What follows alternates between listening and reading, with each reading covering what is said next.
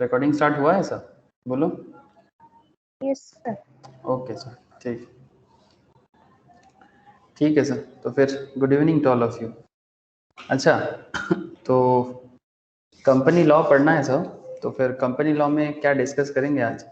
जैसे अगर आप लोगों को याद होगा, in our previous week lecture हम लोगों ने डिस्कस कर रहा था किसके बारे में, याद है किसी को? डायरेक्टर डीन, हाँ sir, director identification number, directors, ये सब के बारे में डिस्कस हो रहा था ना? Hello, yes sir. याद है ना? तो एग्जैक्टली ये आज का डिस्कशन भी उसी के नोट पे ही है, मतलब similar kind of point of discussion area है। डिस्कशन इज अबाउट डायरेक्टर्स वगैरह ही चलेगा, बट इसको अगर एक स्पेसिफिक नाम दिया जाए तो इस पर्टिकुलर टॉपिक का नाम ऐसा कुछ होगा सर, की मैनेजरियल पर्सन। क्या नाम है सर? Key managerial person. ये कंपनी लॉ तो है, but it's very general knowledge also, ठीक है? मतलब डीन डायरेक्टर्स में हम लोगों ने देखा कि डायरेक्टर्स का अपॉइंटमेंट के बारे में, डायरेक्टर्स के रिमूवल के बारे में कंपनीज के अंदर क्या बोला गया है, ऑडिटर्स डायरेक्टर्स का जो भी एरिया है वो सब तो आप लोग सीख ही रहे हो। बट आज के डिस्कशन में आप लोगों के साथ बात करूंगा सर, KMP, दैट इज की मैनेजरियल पर्सन। किसको कहते हैं की managerial person? That is the most important topic today. And ये की मैनेजरियल पर्सन या KMPs जो जिनको हम लोग कहते हैं, ये KMPs का रेम्युनरेशन कैसे फिक्स होता है? मतलब इनको जो सैलरी वगैरह दिया जाता है, इनको सैलरी देने का सिस्टम क्या है? मतलब क्या बिजनेस लॉस में जाए तो भी कंपनी को रेम्युनरेशन दिया जाए? तो कुछ ऐसे प्रोविजंस है सर कंपनी लॉ में जहां पर ये की मैनेजरियल पर्सन कौन है, ठीक है, की मैनेजरियल पर्सन कौन है, इनका रेम्युनरेशन कैसे फिक्स किया जा सकता है, इस तरह का कुछ इंपॉर्टेंट एरिया है जो कंपनी लॉ का एक बहुत ही वाइटल पार्ट माना जाता है, ठीक है? तो मैं एक्चुअली आप लोगों के साथ आज के क्लास में KMPs एंड देयर रेम्युनरेशंस के बारे में ही बात करने वाला हूँ, ठीक है?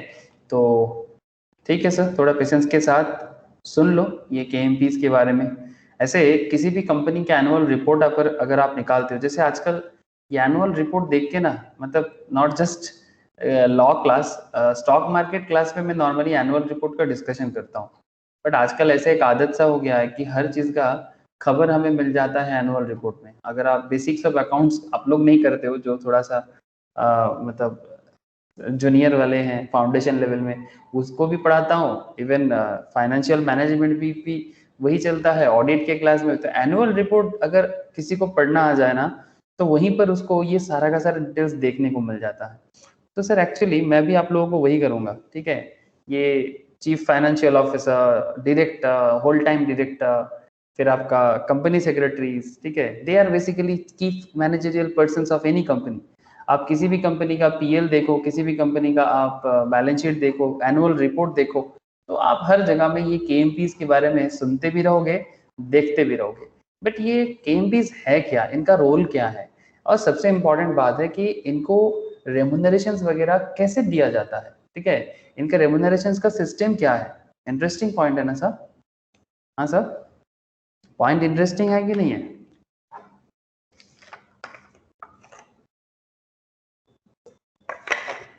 अरे हाँ ना, आप लोगों को आवाज तो आ रहा है? हेलो, साउंड क्लियर है क्या मेरा? Yes yes sir. ओके, तो मैं पूछा सर पॉइंट इंटरेस्टिंग है कि नहीं है? सर पढ़ा दो, इंटरेस्टिंग है कि नहीं बाद में बोलेंगे। अच्छा ठीक है सर, चलो ठीक है सर, चलो चलो चलो चलो, कहाँ जाना है? तो बेसिकली कंपनीज एक्ट में मैं डिस्कस करने जा रहा हूँ appointment and रेम्युनरेशंस of key managerial persons पे। तो मैं स्क्रीन शेयर करता हूँ सर, आप लोग थोड़ा सा मुझे कंफर्म करना, okay?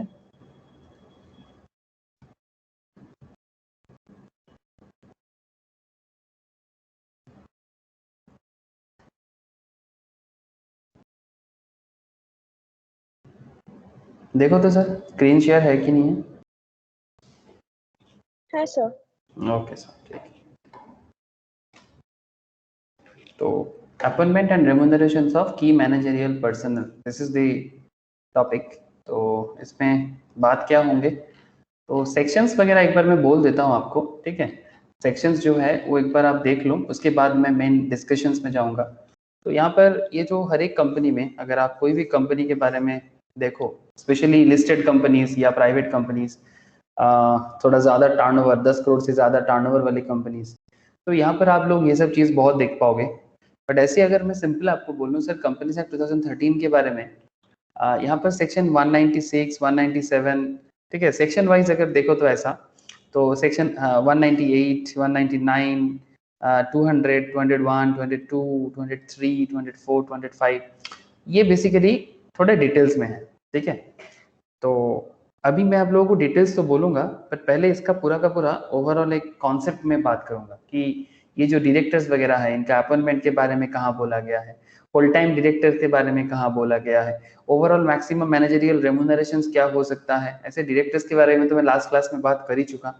Managerial remunerations in case of absence of inadequacy of profits, अगर बिजनेस उतना खास प्रॉफिट नहीं करता, अगर बिजनेस उतना खास प्रॉफिट नहीं कर पाता है, तो इन दैट केस उनका रेम्यूनरेशंस का क्या होगा, प्रॉफिट कैलकुलेशंस का क्या कॉन्सेप्ट है, recovery of remuneration in certain cases, central government और company to fix limit with regard to remunerations, क्या सेंट्रल गवर्नमेंट का कुछ पावर है रेम्यूनरेशंस फिक्स करने में, forms of procedures in relation to certain applications, compensation of loss for office of managing director, whole time director और manager, ठीक है। Just a second, okay.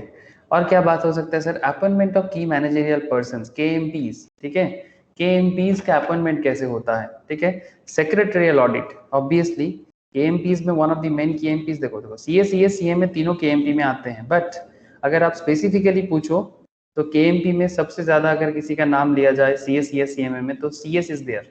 की मैनेजरियल पर्संस में सीएस को स्पेसिफिकली मेंशन कर दिया गया है, चार्टर्ड एंड सीएमए को स्पेसिफिकली मेंशन नहीं किया गया, बट अल्टीमेटली जब सीएफओ बनता है, that is chief financial officer, वो चार्टर्ड या सीएमए में ही बनाया जाता है, नॉर्मली यही ट्रेंड है, ठीक है।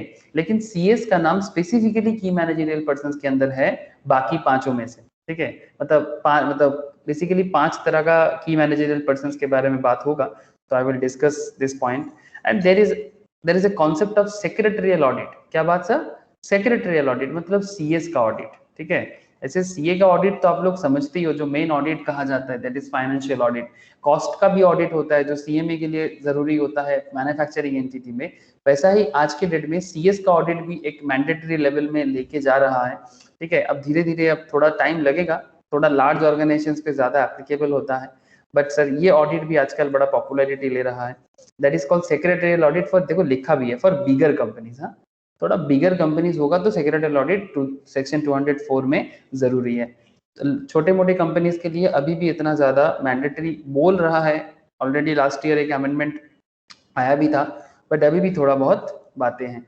फंक्शंस ऑफ कंपनी सेक्रेटरी, ये एक एरिया है जो स्पेसिफिकली, क्योंकि कंपनीज का जो मेन डिस्कशंस, जो मेन एरिया ऑफ मतलब नर्चरिंग जो करते हैं सबसे ज्यादा, वो तो सीएस है sir.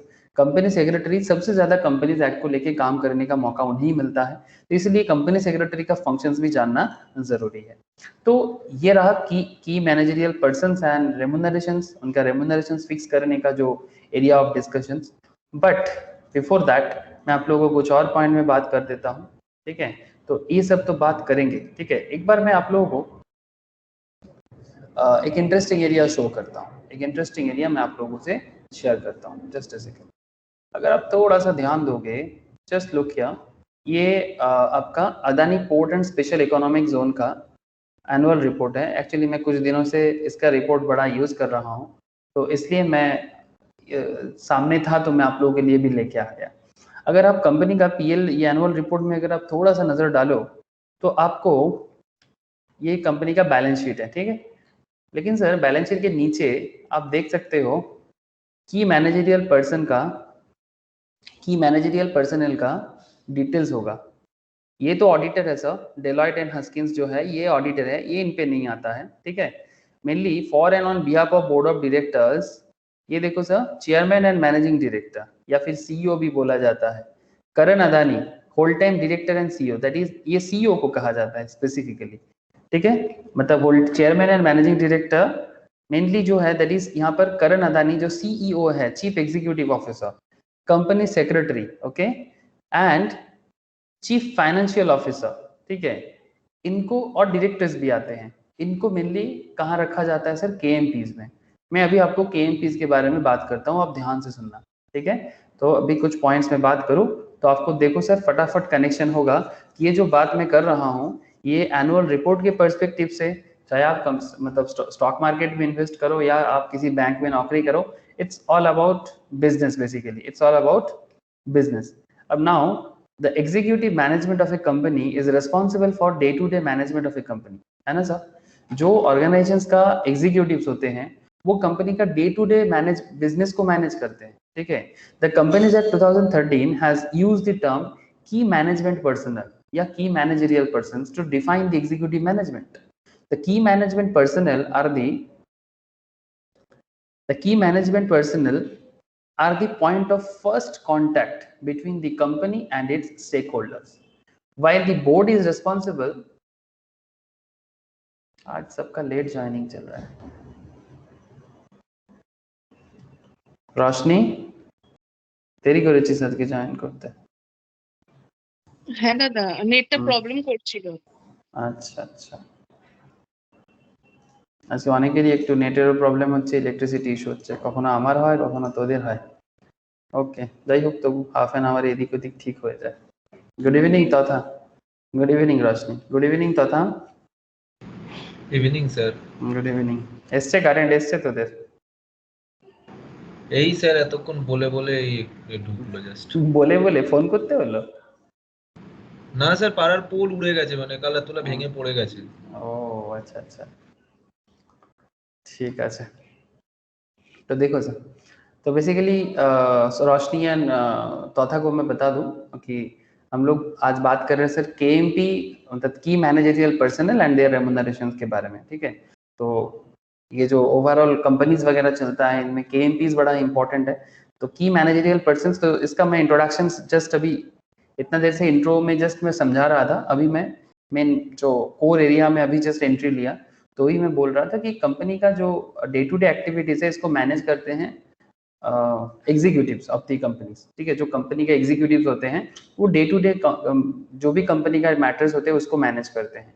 The key management personnels are the point of first contact between the company and its stakeholders. मतलब stakeholders means basically shareholders. तो जो भी कंपनी का शेयर होल्डर्स होते हैं ना, उनका फर्स्ट कॉन्टैक्ट जब भी किसी के साथ होगा कंपनी के बारे में वो केएमपीज के साथ होगा। while the board is responsible for providing the oversight, ठीक है। it is the key management personnel who are responsible for not just laying down the strategies as well as its implementation। मतलब एक कंपनी अपना business को किस तरह से लेके जाएगा, क्या करेगा बिजनेस को लेके, बिजनेस का जो विजन है मिशन है उसको लेके क्या करेगा, इसको सिर्फ स्ट्रेटेजी बनाना ही नहीं, उसको इम्प्लीमेंट करना की मतलब इम्प्लीमेंटेशन करना भी एक केएमपीज का ही काम होता है, ठीक है। तो chapter 12 of companies act 2013 read with companies rule 2014, ठीक है, appointment and remuneration of managerial personnels, इसके बारे में कहा है। With legal and procedural aspects of appointment of KMPs including managing director, whole time director, manager, managerial remunerations, secretarial audit etcetera, ये सब के बारे में कहा गया है सब, ठीक है। तो वही सब मैटर में डिस्कस होगा, तो सुनते रहो और बीच बीच में सवाल भी होता जाएगा। तो अगर आप थोड़ा सा ध्यान दो sir, according to section 2 subsection 51 KMPs in relation to a company का मतलब डेफिनेशन वाइज क्या कहा गया है, क्या कहा गया है, देखो मतलब किसको किसको केएमपी के अंदर लाया गया है। बड़ा ही इंपॉर्टेंट पॉइंट है और बहुत ही जनरल नॉलेज वाला पॉइंट है, मतलब जानकारी लेना, इसका जानकारी होना जरूरी भी है हर एक को, बिकॉज आजकल हर कोई मोटा मोटी स्टॉक मार्केट के साथ कनेक्टेड है, ठीक है। इन्वेस्टमेंट करते हैं या तो कंपनी में डायरेक्ट इन्वेस्टमेंट या तो म्यूचुअल फंड के थ्रू से इन्वेस्टमेंट। तो this kind of things are very important. अगर आप, क्योंकि आप सीए स्टूडेंट्स हो, सीएमए स्टूडेंट्स हो, तो you have to know this kind of things, because आपको पता होना चाहिए, बाकी लोगों को पता हो ना हो, आपको पता होना चाहिए कि भाई किसका कितना पावर है, किसको कितना पावर गवर्नमेंट ऑफ इंडिया दे के रखा है, देश के अंदर क्या रूल्स बना है, ठीक है। और ऐसे तो सारा के सारे पार्लियामेंट एक्ट है, तो किस तरह से सबका काम को डिफरेंशिएट किया गया है। चीफ एग्जीक्यूटिव ऑफिसर्स और द मैनेजिंग डायरेक्टर और द मैनेजर, जैसे मैंने यहाँ पर अदानी को केस स्टडीज के तौर पे यूज कर रहा हूँ सब, मतलब एग्जांपल्स के तौर पे बोल सकते हो।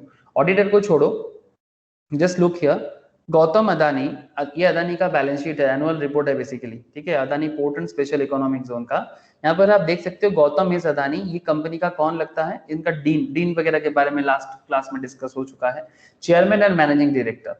करण अदानी कौन है सर, सीईओ है। तो अगर मैं इसको पॉइंट के साथ मैच करूं तो अब जस्ट देखो sir, section 2 subsection 51 of the companies act की मैनेजरियल पर्सन में क्या कहते हैं, the chief executive officer that is CEO और द मैनेजिंग डायरेक्टर और the manager that is KMP. मतलब गौतम अदानी एंड करण अदानी दोनों ही कंपनी का केएमपी है। सेकेंड में किसका नाम लिखा गया है sir, company secretary. Okay, third में लिखा है सर होल टाइम डायरेक्टर, इसका ऐसा कोई बात नहीं है, CS whole time director and CFO, ठीक है, चीफ फाइनेंशियल ऑफिसर। अगर आप इसको पॉइंट आउट करो तो आप यहाँ पर देख सकते हो, ये देखो sir, whole time director Rajesh S Adani and chief financial officer Deepak Maheshwari, ठीक है। तो आप एक चीज ख्याल करो कि किस तरह से, अगर मैं स्पेसिफिकली सीएस एंड सीएमए का रोल को अलग करूं तो आप यहाँ पर खुद ही समझ सकते हो कि एक कंपनी को चलाने के लिए जो ओनर है वो तो आप समझ ही सकते हो। जैसे देखो सर ये लोग ओनर एरिया है ना सर, ये सब ओनर एरिया है, गौतम एस अदानी, करण अदानी, राजेश एस अदानी। अब इन्हीं में से कोई चेयरमैन एंड मैनेजिंग डायरेक्टर बनता है, इन्हीं में से कोई सीईओ बनता है। जरूरी नहीं कि वो फैमिली से बने, फैमिली के बाहर भी बन सकता है, ऐसा कोई बात नहीं है। टाटा जैसे कंपनीज में अगर आप देखोगे ना तो वहां पर फैमिली मेंबर्स छोड़ के भी लोग बन जाते हैं कंपनी का director, that's a different issue, मैं उस पॉइंट में भी बात नहीं करना चाहता। तो मेन पॉइंट क्या है कि sir mainly owner and promoter group में जो होते हैं ना वो बेसिकली ये chairman and managing director, whole time director and CEO या फिर डायरेक्टर पोस्ट को एक्वायर करता है। अगर आप इनको छोड़ के, प्रोमोटर एंड ओनर ग्रुप को छोड़ के बाकी जो 3 एरिया के अगर आप नजर डालो, यहाँ पर आपको ये सीएस सीएमए ही नजर आएगा, ठीक है। ऐसे अगर सर सीएस तो आप देख ही लिए, इनको स्पेसिफिकली मेंशन किया गया है कंपनी के की मैनेजरियल पर्सनल पे, और मतलब कितना बड़ा अथॉरिटी है सीएस के पास एक बिजनेस को आगे ले जाने के बारे में, बिकॉज यही लोग हैं जो कंपनी का स्ट्रैटेजी को बनाते हैं, ठीक है, यही लोग हैं जो कंपनी का लीगल मैटर्स को संभालते हैं, एनसीएलटी के सामने जवाब देते हैं, कंपनी का लीगल मैटर्स को, कंप्लायंस को संभालते हैं, everything. And CFO chief financial officer, इसमें तो कंपनी का जो चार्टर्ड अकाउंटेंट है या फिर सीएमए जो है, ठीक है, इनका रोल प्लेइंग ज्यादा होता है। मतलब जो टोटल फाइनेंशियल इश्यूज है उसको टैकल करना, या तो सीए रहेगा या तो सीएमए रहेगा, इस पे मतलब जो कम्पीट कर सकता है, मतलब सीए सीएमए के साथ लड़ाई इसमें बहुत ज्यादा होता है। और ये तो है सर सीए के स्पेशल एरिया, ये एकदम स्पेसिफिकली सीए के लिए बना हुआ है, ये केएमपीज में नहीं आता है, बट ये एक रोल है जो कंपनीज में जरूरी है, ये एक्सटर्नल लेवल पे है, ये कंपनी का कोई नहीं लगता। ये जो डेलॉयट हस्किंस के तरफ से Kartikeya Rawal, partner of chartered accountant firm Deloitte की तरफ से आके यहाँ पर ऑडिट कर रहा है, ये एक्सटर्नल पार्टीज है, इसका यहाँ पर कोई काम नहीं है।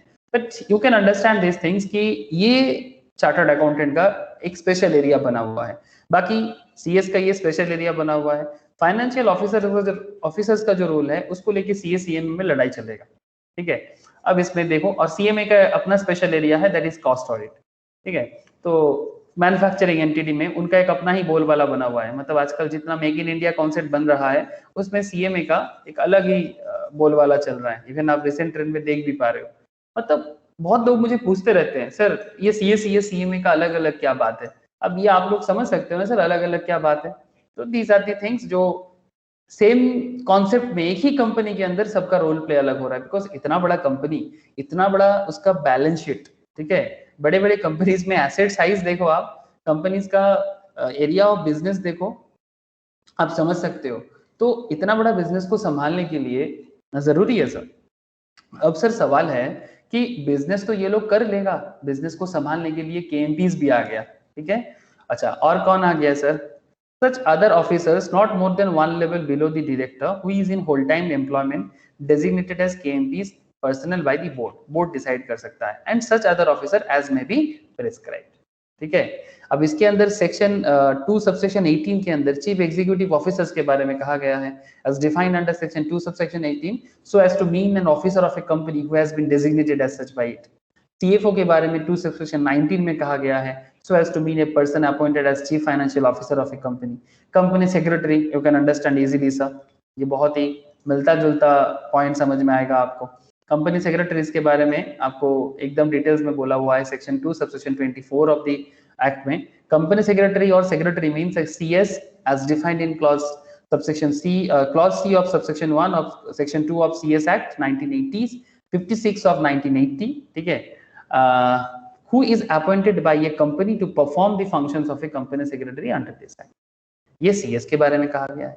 मैनेजर कौन है sir? Manager is defined under section 2 subsection 53, means an individual who subject to superintendents control, direction of the board of directors, has the management of the whole, substantially the whole of the affairs of the company, and includes the director or any other persons occupying the position of a manager by whatever name called, whether under a contract or service or not.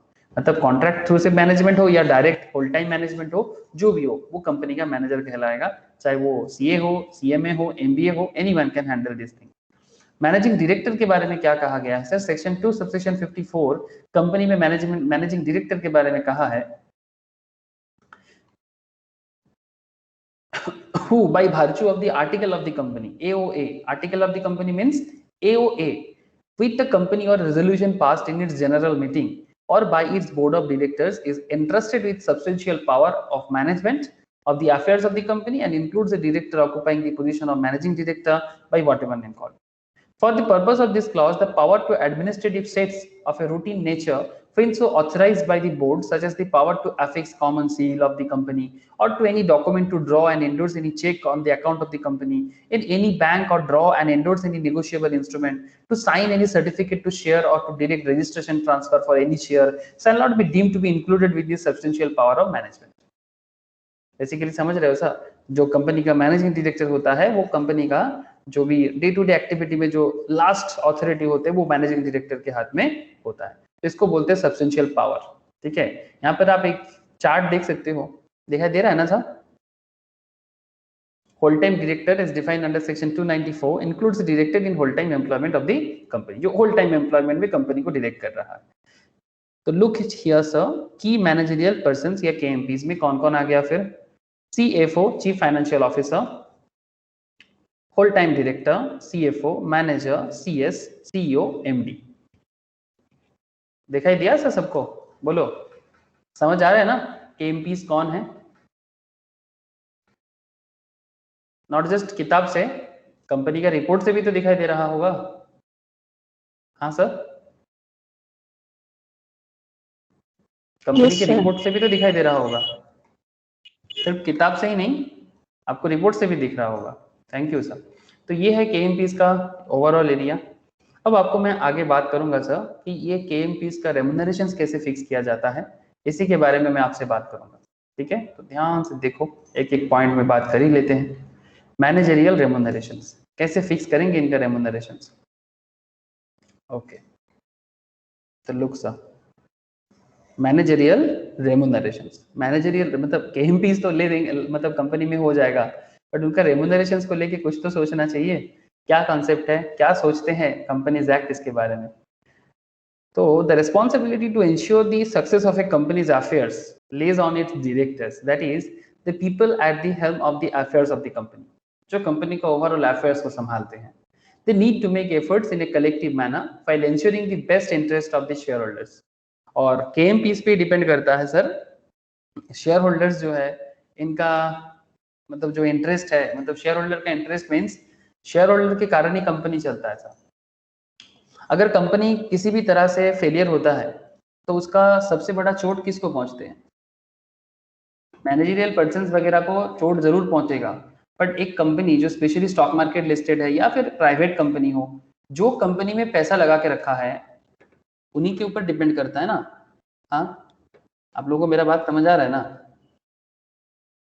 जो company पे पैसा लगाते हैं, जो company जिनसे पैसा लेके market में बिजनेस करते हैं, जैसे मैं आपको अदानी में बात कर रहा हूँ, तो आप अदानी पोर्ट को ही देख लो.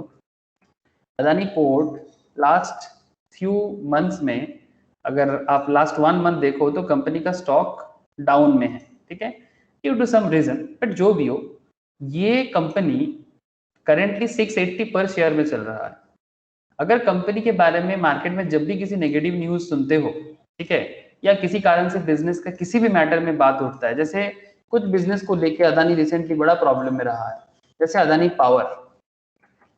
पावर को लेके बड़ा बिजनेस को प्रॉब्लम हुआ है. लास्ट 1 मंथ में आप देख सकते हो कि किस तरह से इसका स्टॉक फ्रॉम 122 से लेके एकदम नीचे आके 100 में पहुंचा है. ठीक है, बिकॉज कुछ प्रॉब्लम इसको लेके सेबी रिलेटेड कुछ इश्यूज, कुछ आपका क्या बोलते हैं उसको, अरे केवाईसी रिलेटेड प्रॉब्लम, मतलब इन्वेस्टर्स का डिटेल्स नहीं मिल रहा था, तो क्या इन्वेस्टर सही तरह से है नहीं है। इवन आप देख सकते हो कि इस कंपनी को लेके ये जो पर्टिकुलर वेबसाइट है, यहाँ पर एनालिसिस पे 0%, मतलब किसी ने कोई एनालिसिस नहीं दिया। ये अदानी पावर को लेके रिसेंटली ऐसा प्रॉब्लम हुआ है। लेकिन हाँ, अगर आप अदानी पोर्ट देखो, उसको लेके एनालिस्ट ने दिया, बिकॉज अदानी पोर्ट को लेके ज्यादा कोई प्रॉब्लम है नहीं। अदानी ट्रांसमिशंस को लेके भी आप देख सकते हो कोई एनालिसिस नहीं है अभी, बिकॉज कुछ तो प्रॉब्लम है इसको लेके, इसीलिए ये सिचुएशन अभी दिखाई दे रहा है। Now look at this concept. तो ये कुछ एरिया है। तो बेसिकली मैं आपको शेयर मार्केट में बस इसलिए दिखाया बिकॉज ये केएमपीज ही है जो डे टू डे बिजनेस का जो भी अफेयर्स है, जो भी बिजनेस का डेटा है, इसको हैंडल करते हैं।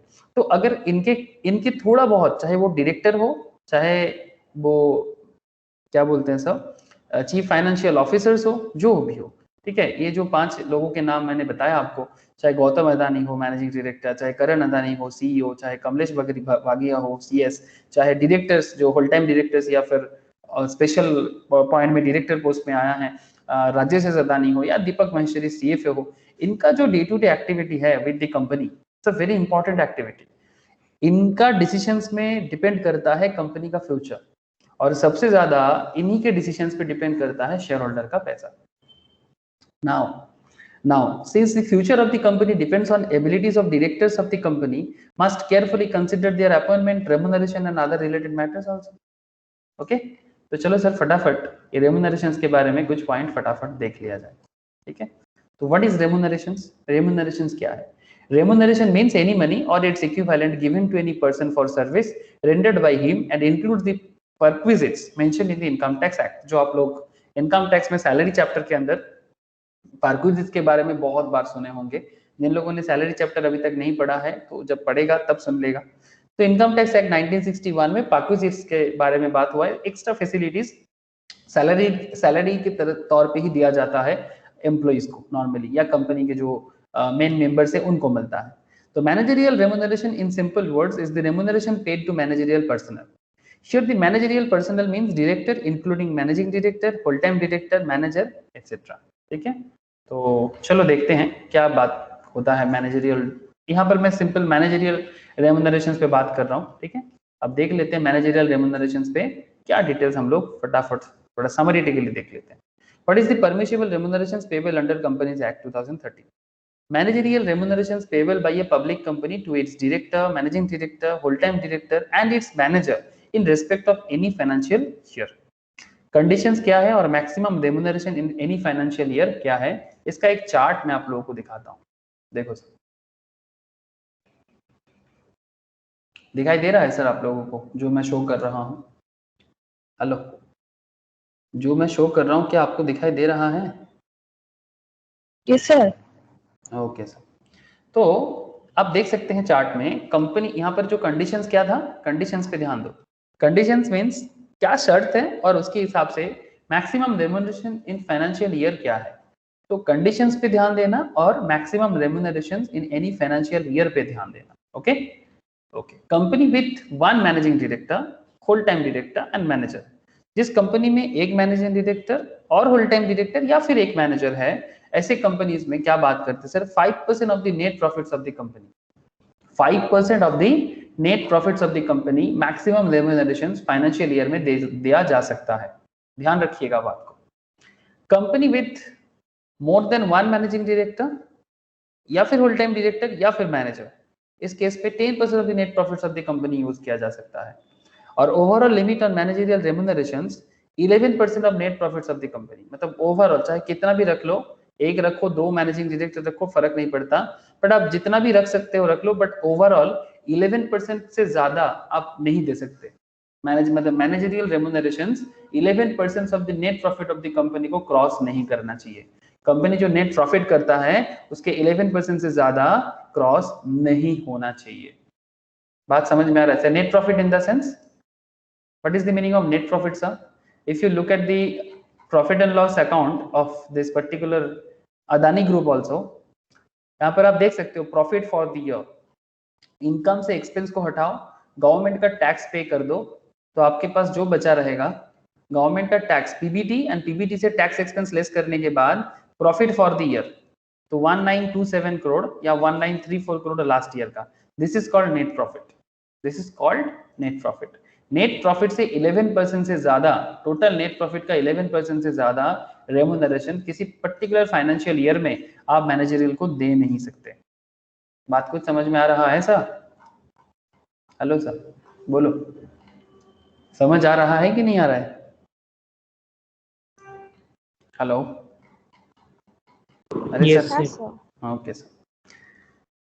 Remunerations payable to director, remunerations payable to director who are neither managing director nor whole time director। Remuneration payable to director जो managing director भी नहीं है और whole time director भी नहीं है। For directors who are neither managing director or whole time director, इस case में 1% of the net profit of the company if there is a managing director or whole time director।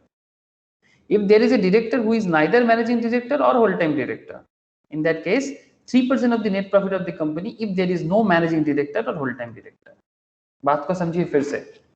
For direct remunerations payable to directors who are neither managing director nor whole time director, okay, for directors who are neither managing nor whole time, neither managing director ना ही whole time director, in that case 1% of the net profit use कर सकते हैं if there is a managing director or whole time director। अगर पहले से managing director whole time director है तो 1% आप यहाँ पर यूज कर सकते हैं। If there is a director who is neither a managing director or a whole time director, in that case 3% of the net profit use कर सकते हो अगर कंपनी के पास कोई मैनेजिंग डायरेक्टर है नहीं या फिर होल टाइम डायरेक्टर भी है नहीं। इन दैट केस आप 3% यूज कर सकते हो, अगर है तो 1%, अगर नहीं है तो 3% तक नेट प्रॉफिट का यूज कर सकते हो। ठीक है, ये पैटर्न फॉलो होता है फाइनेंशियल ईयर के लिए।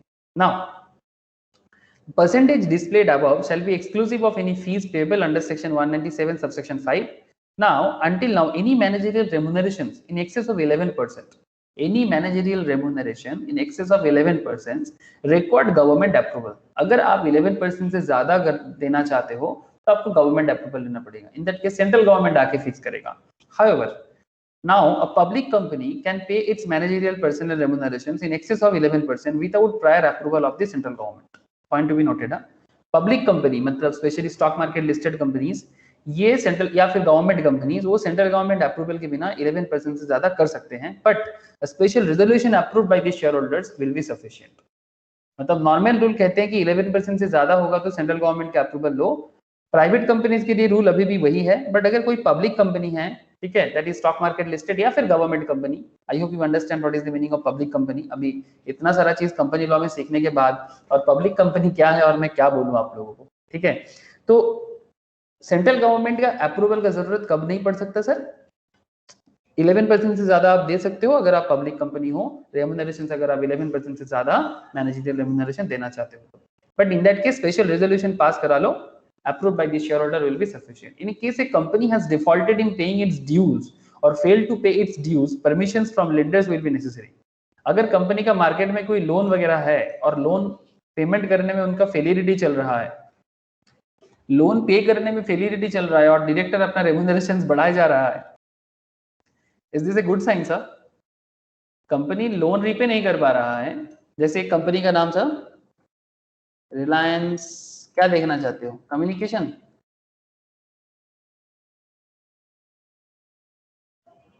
देखो सर ट्रेड तो कुछ हुआ ही नहीं है, लेकिन अगर आप इसका फाइनेंशियल्स देखोगे, कोई फोरकास्ट तो हो ही नहीं सकता, बट फिर भी if you look at this companies financials, ऐसे तो पूरा सिचुएशंस देख रहे हैं सर आप, कितना इसका लॉस है, देख रहे हैं सर 42 करोड़, मतलब धीरे धीरे कम हो रहा है। अभी एक्चुअली बिजनेस लिक्विडेशन प्रोसेस में है एक तरह का। अब पता नहीं अगर कोई कंपनी आके इसका, ऐसे रिलायंस मतलब मुकेश अंबानी काफी सारा ले लिया है अपने एक्विजिशंस में, दैट्स अ डिफरेंट इशू, मैं अभी नहीं बोलना चाहूंगा डिटेल्स उतना, बट जो कंपनी का सिचुएशंस, फाइनेंशियल सिचुएशंस अगर आप देखोगे, कंपनी का पीएल बैलेंस शीट मिल जाएगा आपको, आप यहाँ पर देख सकते हो। ये देखो सर कंपनी का, ये क्या है सर, ये आपका नेट इनकम है। बैलेंस शीट में देखो, आप बैलेंस शीट में देखो तो आपको कंपनी का लायबिलिटी शो हो जाएगा। Look here sir, current liability, non current liability, देख पा रहे sir? Non current liability company का देखो आप, 31,058 2017 में था, अभी धीरे धीरे रीपे करते करते अच्छा सिचुएशंस में आ गया है सर। फाइनेंशियल ईयर 20 में इनका लॉन्ग टर्म लाइबिलिटी 1885 करोड़ में आ गया, जहां पर 31,000 करोड़ का इनका लॉन्ग टर्म लाइबिलिटी था। करंट लाइबिलिटी था 36,000 crore. Look here sir, current liability बढ़ते बढ़ते फाइनेंशियल ईयर 90 में कहां पहुंचा? 93,947 करोड़। ऑलमोस्ट 1 लाख करोड़ का करंट लाइबिलिटी है। इसीलिए सर अनिल अंबानी का मतलब पर्सनल प्रॉपर्टी भी दांव पे लगा हुआ है। आई डोंट नो आप लोग खबर रखे हो कि नहीं, उनका जो पर्सनल प्रॉपर्टी है वो भी बेसिकली एक तरह का आ चुका है सर बिजनेस में पॉइंट, मतलब एक्विजिशंस के इस पे जो भी बैंक वगैरह है जिन्होंने लोन दिया था कंपनी को, ठीक है, वो सभी कोई अब पर्सनल प्रॉपर्टी भी लेगा। 93,000 करोड़ का स्टील बैलेंस शीट पे लोन शो हो रहा है, long term short term liability. आप समझ सकते हो, शॉर्ट टर्म 93,000, लॉन्ग टर्म होता फिर भी थोड़ा फिर भी प्रॉब्लम है, बट शॉर्ट टर्म मतलब खत्म, एकदम खत्म हालत, मतलब कुछ बोला नहीं, मतलब क्या बोले सर। अब ऐसे हालत में बिजनेस तो भी इसका बंद ही हो गया, बट अगर कोई बिजनेस आप कहने का मतलब आप समझ सकते हो, फ्यूचर ग्रुप जो अमेज़न को बिक रहा है, हाँ सर, फ्यूचर रिटेल नाम तो सुने होंगे, हाँ सर, फ्यूचर रिटेल का नाम तो सुने होंगे, अपना किशोर बियानी का बिग बाजार। अरे हाँ ना, कुछ तो बोलो। बिग बाजार का जो मेन कंपनी है, पेरेंट कंपनी का नाम है फ्यूचर रिटेल, यस ना। तो ये फ्यूचर रिटेल का अगर आप बैलेंस शीट देखो सर, बैलेंस शीट देखो, आपको लाइबिलिटी वगैरह दिखेगा। कम हो गया है क्या? नहीं सर, फिर भी है। कंपनी का एसेट देखो, करेंट एसेट देखो, फाइनेंशियल ईयर में 11,000 का करेंट एसेट्स है, लाइबिलिटी है 10,000, मतलब almost same current asset current liability.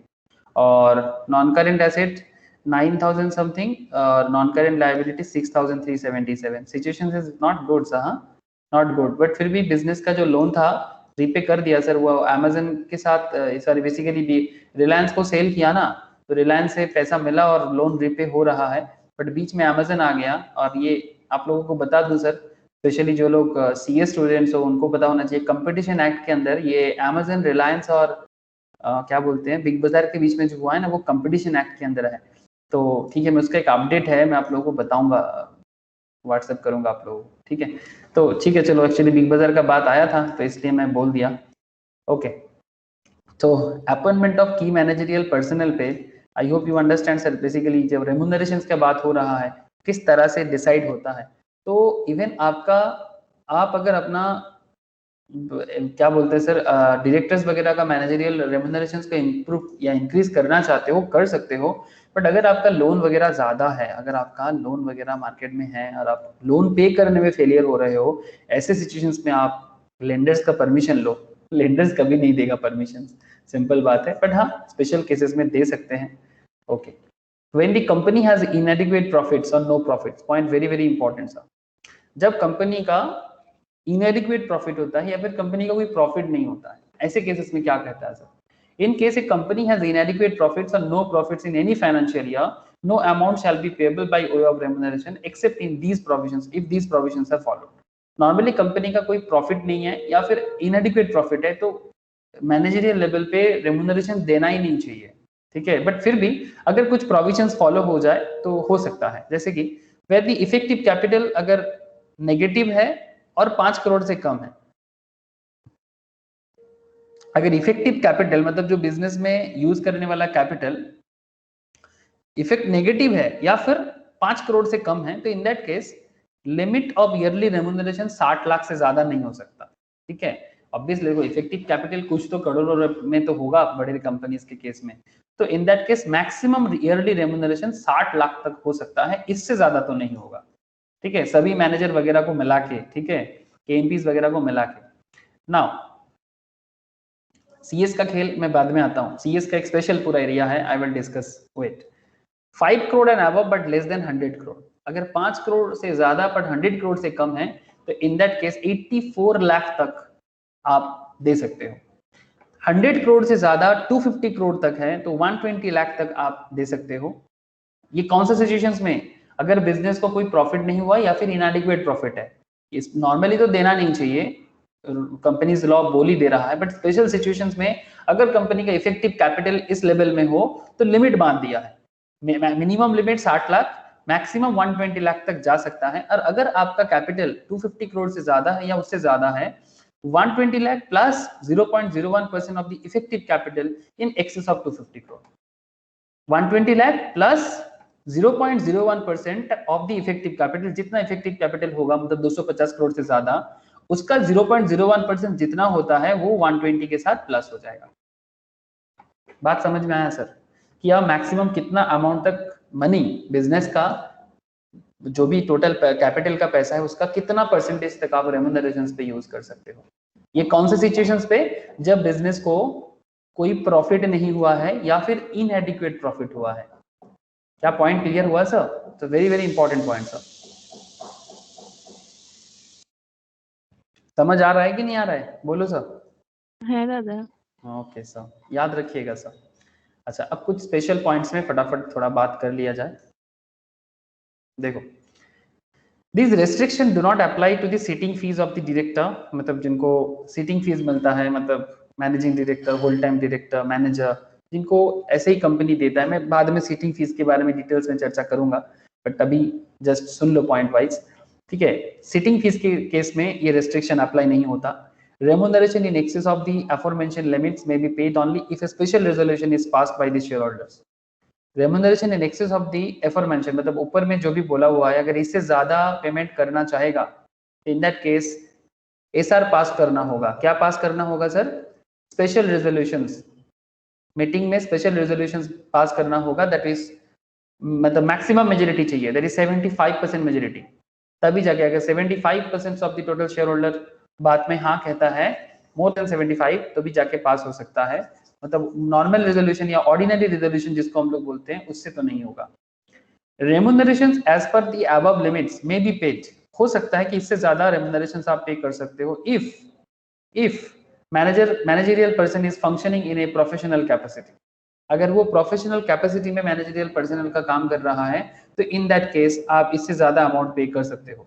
Managerial person does not have an interest in the capital of the company या holding company, subsidiary company, either directly और indirectly और through any statutory structure. जैसे किसी CA को, किसी CS को professional capacity में company का मैनेजरियल पर्सनल बना दिया गया, ठीक है, तो इन दैट केस आप उनको पेमेंट कर सकते हो, ठीक है। और ये भी देखना पड़ेगा, the managerial person does not have an interest in the capital of the company, मतलब बिजनेस का जो पूंजी है, जो कैपिटल है, उसमें उनका कोई इंटरेस्ट नहीं है, ना तो कंपनी पे, ना ही कंपनी के होल्डिंग पे, ना ही उसके सब्सिडियरी पे, ना तो डायरेक्टली ना ही इनडायरेक्टली और थ्रू एनी स्टैट्यूटरी स्ट्रक्चर, मतलब किसी भी तरह का लीगल स्ट्रक्चर के थ्रू से भी किसी भी तरह का इंटरेस्ट उनको अगर नहीं होगा, तो आप उनको मतलब अब ऊपर में जो मेंशन किया गया है कि कितना मैक्सिमम पेमेंट कर सकते हो, उससे ज्यादा पेमेंट करने का ताकत मतलब पावर आ जाएगा, बट ये सब रूल फॉलो होना पड़ेगा।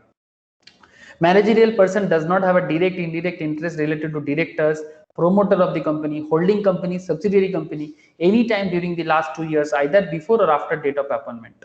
He or she is in a position of a graduate level qualification along with expertise and specialized knowledge, मतलब कम से कम graduate level qualification होना चाहिए, ठीक है, along with expertise and specialized knowledge, मतलब जिस particular professional matter पे आप काम कर रहे हो, जैसे कि अगर अकाउंट्स हो, कंपनी लॉ हो, जो भी, ठीक है, इंजीनियर हो, whatever, in the field with the company mainly operates, मतलब कंपनी जिस फील्ड में काम करते हैं, अगर उस फील्ड का स्पेशलाइज्ड नॉलेज आपके पास हो या जिस पर्टिकुलर पैटर्न पे आपको रखा है, कम से कम ग्रेजुएट का मतलब ग्रेजुएट होना चाहिए और उसके साथ स्पेशलाइज्ड नॉलेज जो जरूरी है वो होना चाहिए, तभी जाके आपको पेमेंट मिल सकता है।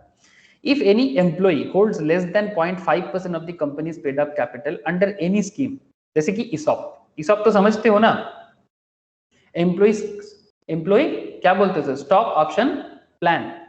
ये एम्प्लॉय स्टॉक ऑप्शन प्लान क्या होता है? कंपनी अपने ही शेयर होल्डर को, कंपनी अपने ही एम्प्लॉइज को क्या देते हैं सर? ESOP प्रोवाइड करते हैं। मतलब जो शेयर मार्केट में थोड़ा ज्यादा दाम में लोगों को खरीदना पड़ता है, एम्प्लॉइज को थोड़ा सस्ता दाम में मिलता है, इसको ESOP बोलते हैं। स्वेट इक्विटी भी बोलते हैं, मतलब मेहनत का इक्विटी, कि भाई चलो आपके कारण ही कंपनी में इतना, एम्प्लॉइज के कारण ही तो कंपनी में बिजनेस बढ़ता है, तो फिर एम्प्लॉइज को थोड़ा मतलब चीप रेट में शेयर इशू किया जाता है। मैंने तो लास्ट जो भी प्रीवियस मेन जो टॉपिक पहले डिस्कशन होके रखा है कंपनी लॉ में, वहां पर तो ESOP वगैरह का डिस्कशन हुआ है sir, share and share capital में तो डिस्कस हुआ है। तो if an employee holds less than 0.5% of the company's paid up capital under any scheme or by way of qualification for this purpose he is considered to not have interest in the share capital of the company। मतलब ये माना जाएगा अगर किसी employees का company के total share में paid up share capital में 0.5% शेयर होल्डिंग है including ESOP, or by way of qualification that's graduate for this purpose he is or she is considered to not have interest in the share capital of the company। इसको company के capital में interest नहीं माना जाएगा, ये एकदम clear cut बोल दिया है। 0.5% तक, हाँ मतलब लेस देन 0.5% तक, तो उसको मतलब कंपनी के कैपिटल में उस पर्टिकुलर इंसान का इंटरेस्ट के तौर पे कंसिडर नहीं किया जाएगा। ठीक है, तो ये थोड़ा बात याद रखिएगा। अब कुछ और इंपॉर्टेंट पॉइंटर्स के बारे में एक बार डिस्कस कर लेते हैं। Determination of remunerations. The remunerations payable to directors shall be determined by the article of the company. Resolutions के थ्रू से, special resolution if article requires it to be passed in general meeting. अगर general meeting में special resolution pass करना पड़े तो फिर general meeting में special resolution pass करके ही आप डायरेक्टर का रेम्यूनरेशंस फिक्स कर सकते हो। The remunerations payable as per these rules shall also include the remunerations payable to the personnel working in any other capacities. However, if the service are rendered in professional capacity and if the nomination and remunerations committee board of directors believes that the director possesses the necessary qualification for the practice of the profession or exceptions are possible, तो in that case उसी मतलब सब कुछ देखा जाएगा। Fees to directors, the directors may receive fees for attending meetings. Director meeting attend करने के लिए फीस भी ले सकते हैं और उनको फीस दिया भी जाता है। ठीक है, and such fees can not exceed the limit prescribed, मतलब different fees for different classes of companies may be prescribed, the different companies के लिए जैसा है। Fees can be paid monthly as specified percentage of the net profits yearly, partly by method और partly by method, मतलब partly by method A, partly by method B, मतलब monthly भी हो सकता है, ईयरली भी हो सकता है, और पॉइंट सी में बोलते हैं सर मतलब मेथड ए भी यूज कर सकते हैं, मेथड बी भी यूज कर सकते हैं। मतलब ये जो डायरेक्टर को फीस दिया जाता है मीटिंग अटेंड करने के लिए, ये डिफरेंट कंपनीज के लिए डिफरेंट सिस्टम बना हुआ है। ठीक है, तो इसका दो पैटर्न है, मंथली फीस भी पे किया जा सकता है या फिर एनुअल नेट प्रॉफिट के बेसिस पे भी पे किया जा सकता है, लेकिन ओवरऑल लिमिट क्रॉस नहीं कर सकता, जो आप लोग पहले ही पढ़ के आए हैं।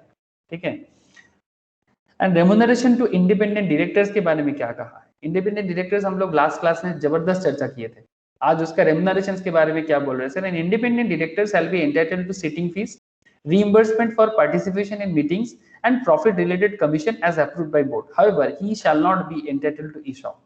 किसी भी इंडिपेंडेंट डायरेक्टर को एम्प्लॉय स्टॉक ऑप्शन के थ्रू से जो discounted share price, discounted share मिलता है ना, वो इंडिपेंडेंट डायरेक्टर को मिलना मतलब नहीं मिल सकता। ऐसे इंडिपेंडेंट डायरेक्टर जो होता है ना, वो कंपनी उसको इस तरह का डायरेक्टर को इसीलिए रखते हैं ताकि कंपनी के बारे में वो मतलब इंडिपेंडेंट वे में अपना ओपिनियन रख सके।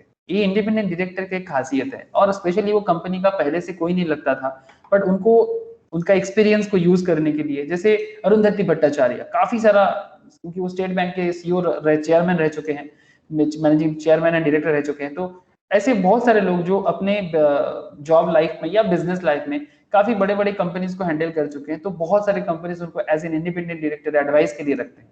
ठीक है, तो उनका रेम्यूनरेशन अच्छा, अगर एक्सेस रेम्यूनरेशन दिया जाए तो रिफंड करना होगा। If any director receive any remuneration in excess of the provision of law, the same shall be refunded to the company or kept in trust for the company. Such recovery shall not be waived unless permitted by central government.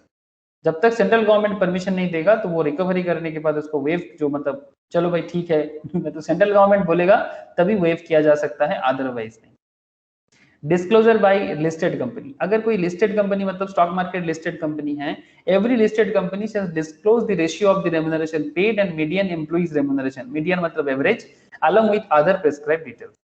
Insurance के बारे में क्या कहा है, when the company insures its personnel by providing protection against act done by them due to negligence, default, misfeasance, breach of duty, breach of trust, such the premium paid for the insurance shall not be treated as part of the remunerations except if director is proved guilty. अगर director guilty prove हो जाए तब वो remuneration हो जाएगा, otherwise insurance, वो KMP insurance होता है सर, इसको हम लोग क्या बोलते हैं, की इंश्योरेंस पॉलिसी भी बोला जाता है। कंपनी का जो मेन लोगों के लिए इंश्योरेंस किया जाता है उसको नॉर्मली इंश्योरेंस जो होता है उसको बेसिकली प्रोटेक्शन देने के लिए, मतलब कुछ भी अगर गलती हो जाता है, नेग्लिजेंस, डिफॉल्ट कुछ भी हो जाता है, breach of trust, such premium paid for the insurance shall not be treated as part of remuneration. लेकिन अगर डायरेक्टर गिल्टी प्रूव हो जाए किसी पर्टिकुलर पॉइंट पे, तो फिर उसको कंपनी का रेम्युनरेशन माना जाएगा। Any managing director, whole time director receiving commission from company may also receive remuneration or commission from the holding or subsidiary of such company provided the same is disclosed in the board's report। अगर कोई managing director या whole time director commission receive करता है तो उसके बारे में company को बोर्ड रिपोर्ट में बताना पड़ेगा। सर बोर्ड रिपोर्ट कहाँ निकलते हैं? ये देखो बोर्ड रिपोर्ट। मैं आप लोगों को बार बार बोलता हूँ ना कि आप लोग एनुअल रिपोर्ट रीड करना चालू करो, नॉट जस्ट कि आप स्टॉक मार्केट पढ़ो ना पढ़ो, आप कंपनी में शेयर में इन्वेस्ट करो ना करो, अगर आप लोग ये सब आदत अभी से रखोगे तो जाके आपके लिए, मैं तो एक चीज मानता हूँ कि सर स्टॉक मार्केट में इन्वेस्ट करके पैसा कमाना हो या फिर अपने CAS CMA लाइफ को आगे बढ़ाना हो, व्हाटएवर जो भी आपका मतलब ऑब्जेक्टिव हो लाइफ में, अगर आपको अभी से ये सब चीजों का चस्का लग जाए ना कि भाई एनुअल रिपोर्ट रीड करना है, कंपनी के बारे में जानना है, ठीक है, तो आप हर चीज का जवाब मिल जाएगा आपको। हर मैटर जो भी आपके सिलेबस में आता है, आता जाता रहेगा ना, चाहे आप कॉलेज में पढ़ो, चाहे आप CA करो, CS करो, ये सब ना नॉर्मल मैटर हो गया। सर क्या शो करना चाहते हो? Sir board report annual report के अंदर होता है। सर कहाँ गया, जल्दी दिखाओ। अरे सर इतना बड़ा रिपोर्ट है ना, मैं खुद खो जाता हूँ। ये देखो, ये CFO का सर्टिफिकेशन है, चीफ फाइनेंशियल ऑफिसर का, वो भी इसमें बोला गया है। बोर्ड रिपोर्ट भी यहीं पर होता है सर। जस्ट अ सेकेंड, ये थोड़ा सा हिलाने से इतना दूर तक चला जाता है ना कर्सर, मैं ढूंढ ही नहीं पाता।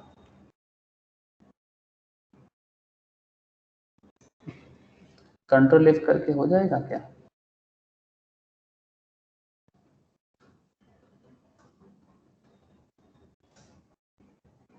देखते हैं मिलता है कि नहीं। अब कहाँ पर मिलेगा पता नहीं, सर्च कर रहे हैं, मुझे नहीं लग रहा है इसको मिलेगा बोल के। पूरा का पूरा सर्च हो गया,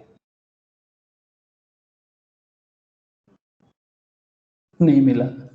ओके चलो सर, बाद में जब मिल जाएगा मैं दिखाऊंगा आप लोगों को।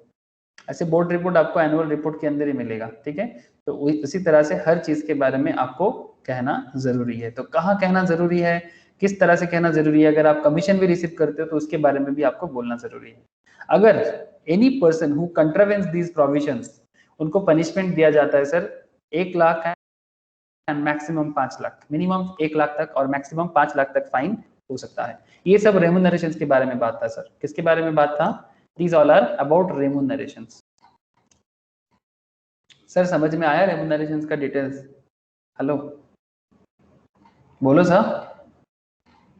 हाँ सर। ओके सर, अब मैं आपको एक थोड़ा सा, ये रेमुनरेशन डिटेल्स ही है बट एक स्पेशल एरिया में मैं थोड़ा सा आप लोगों को एक पॉइंट में बताता हूँ, ठीक है। बड़ा इंटरेस्टिंग फैक्ट है, इसमें कुछ स्पेशल पॉइंट को समरी किया मैंने, ठीक है। तो वही मैं थ्रेशोल्ड लिमिट, ठीक है, ये थ्रेशोल्ड लिमिट किस चीज का है मैं आपको अभी 2 मिनट में बताता हूँ। देखो sir, threshold limits under companies act 2013, ठीक है, एक पूरा का पूरा समरी आर्टिकल है। तो इसमें आपको क्या पता चलेगा, थोड़ा फटाफट देख लो सर कि क्या पॉइंट है थ्रेशोल्ड लिमिट के बारे में। Companies Act 2013 regulates the companies incorporated under Act. It provides certain compliances which the company has to fulfill. These compliances followed by companies registered under the Act depend on the threshold limit prescribed by the Act. If the company comes under the threshold limit prescribed by the Act for the particular provisions, then the respective company must abide by that provisions. मतलब जो भी बोला गया है वो सभी चीजें उनको मानना पड़ेगा। तो ये बेसिकली किसके लिए है, आप देखने से ही समझ जाओगे। बेसिकली ये KMPs के लिए ही बना गया। जैसे क्या क्या देखो, ऐसे KMPs छोड़ के और भी कुछ डेटा है। The provisions which prescribe threshold limit act duly certified annual return by a company secretary in practice, corporate social responsibility committee, internal auditor, appointment and reappointment of auditor, women director, independent director, auditor committee, nomination and remunerations committee, vigil mechanism, key managerial personnel, whole-time company secretary, secretarial audit, filing of balance sheet and profit and loss account, and extensible business reporting language. This is also called XBRL. Extensible business reporting language, इसको XBRL बोलते हैं। आप ministry of corporate affairs के site open करोगे ना, आपको ये XBRL show होगा, ठीक है। अब अगर ये देखो सर, आप अगर NCA साइट ओपन करोगे, जस्ट विजिट MCA, एमसीए में जाके कहाँ चला गया XBRL? ये दिखाई दे रहा है सर, ये देखो मेरा कर्सर दिखाई दे रहा है आप लोगों को? ये बिजनेस रिपोर्टिंग लैंग्वेज है, ठीक है, उसके बारे में बोला है। लीगल मैटर्स है कि किस तरह से बिजनेस रिपोर्टिंग वगैरह करना चाहिए, ये सब के बारे में बोला है XBRL। Ministry of corporate affairs MCA XBRL validation tool, इस तरह का। तो आप बाद में थोड़ा डिटेल्स पढ़ाई कर सकते हो XBRL के बारे में। इसका फुल फॉर्म क्या हो गया sir? extensible business reporting language. The following table states the provision which prescribe the threshold limit under this act. तो कुछ इंपॉर्टेंट पॉइंट्स का समरी है, फटाफट एक बार देख लो, ठीक है। Certification of annual return by a CS। Certification of annual return, हर एक एनुअल रिटर्न में CS का सर्टिफिकेशन होता है ना, तभी तो CS साइन करते हैं। आपको मैंने अदानी में भी शो किया है ना, आपको मैंने अदानी में शो किया। आप हर किसी भी एनुअल रिपोर्ट ओपन कर लो, आपको CS का साइन पता चल जाएगा, ठीक है। ऐसे मैं CS के बारे में थोड़ा डिटेल्स बात करूंगा, ऐसे CS के बारे में थोड़ा डिटेल्स बात होना भी चाहिए, ठीक है, बिकॉज कंपनीज या कॉर्पोरेट गवर्नेंस में CS का रोल प्लेइंग कुछ ज्यादा ही है, ठीक है, कंपैरेटिवली। तो क्योंकि कॉर्पोरेट गवर्नेंस का बात है और CS का रोल प्ले कुछ अच्छा खासा रोल प्ले करता है CS, तो मुझे उसके लिए थोड़ा ज्यादा बात तो आपको करना ही पड़ेगा। तो उसके बारे में तो मैं बात करता हूँ, but before that I must say, ये जो CS सर्टिफिकेशंस के बारे में बोला है, एक सेकेंड, बैलेंस शीट कहाँ चला गया? EPS निकल गया।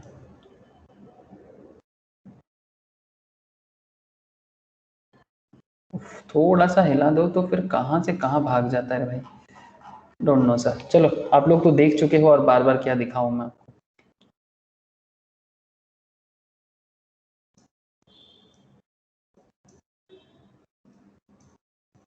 और मुझे पेज नंबर ना भूल जाता हूँ मैं, पढ़ाते पढ़ाते दिमाग से आउट हो जाता है।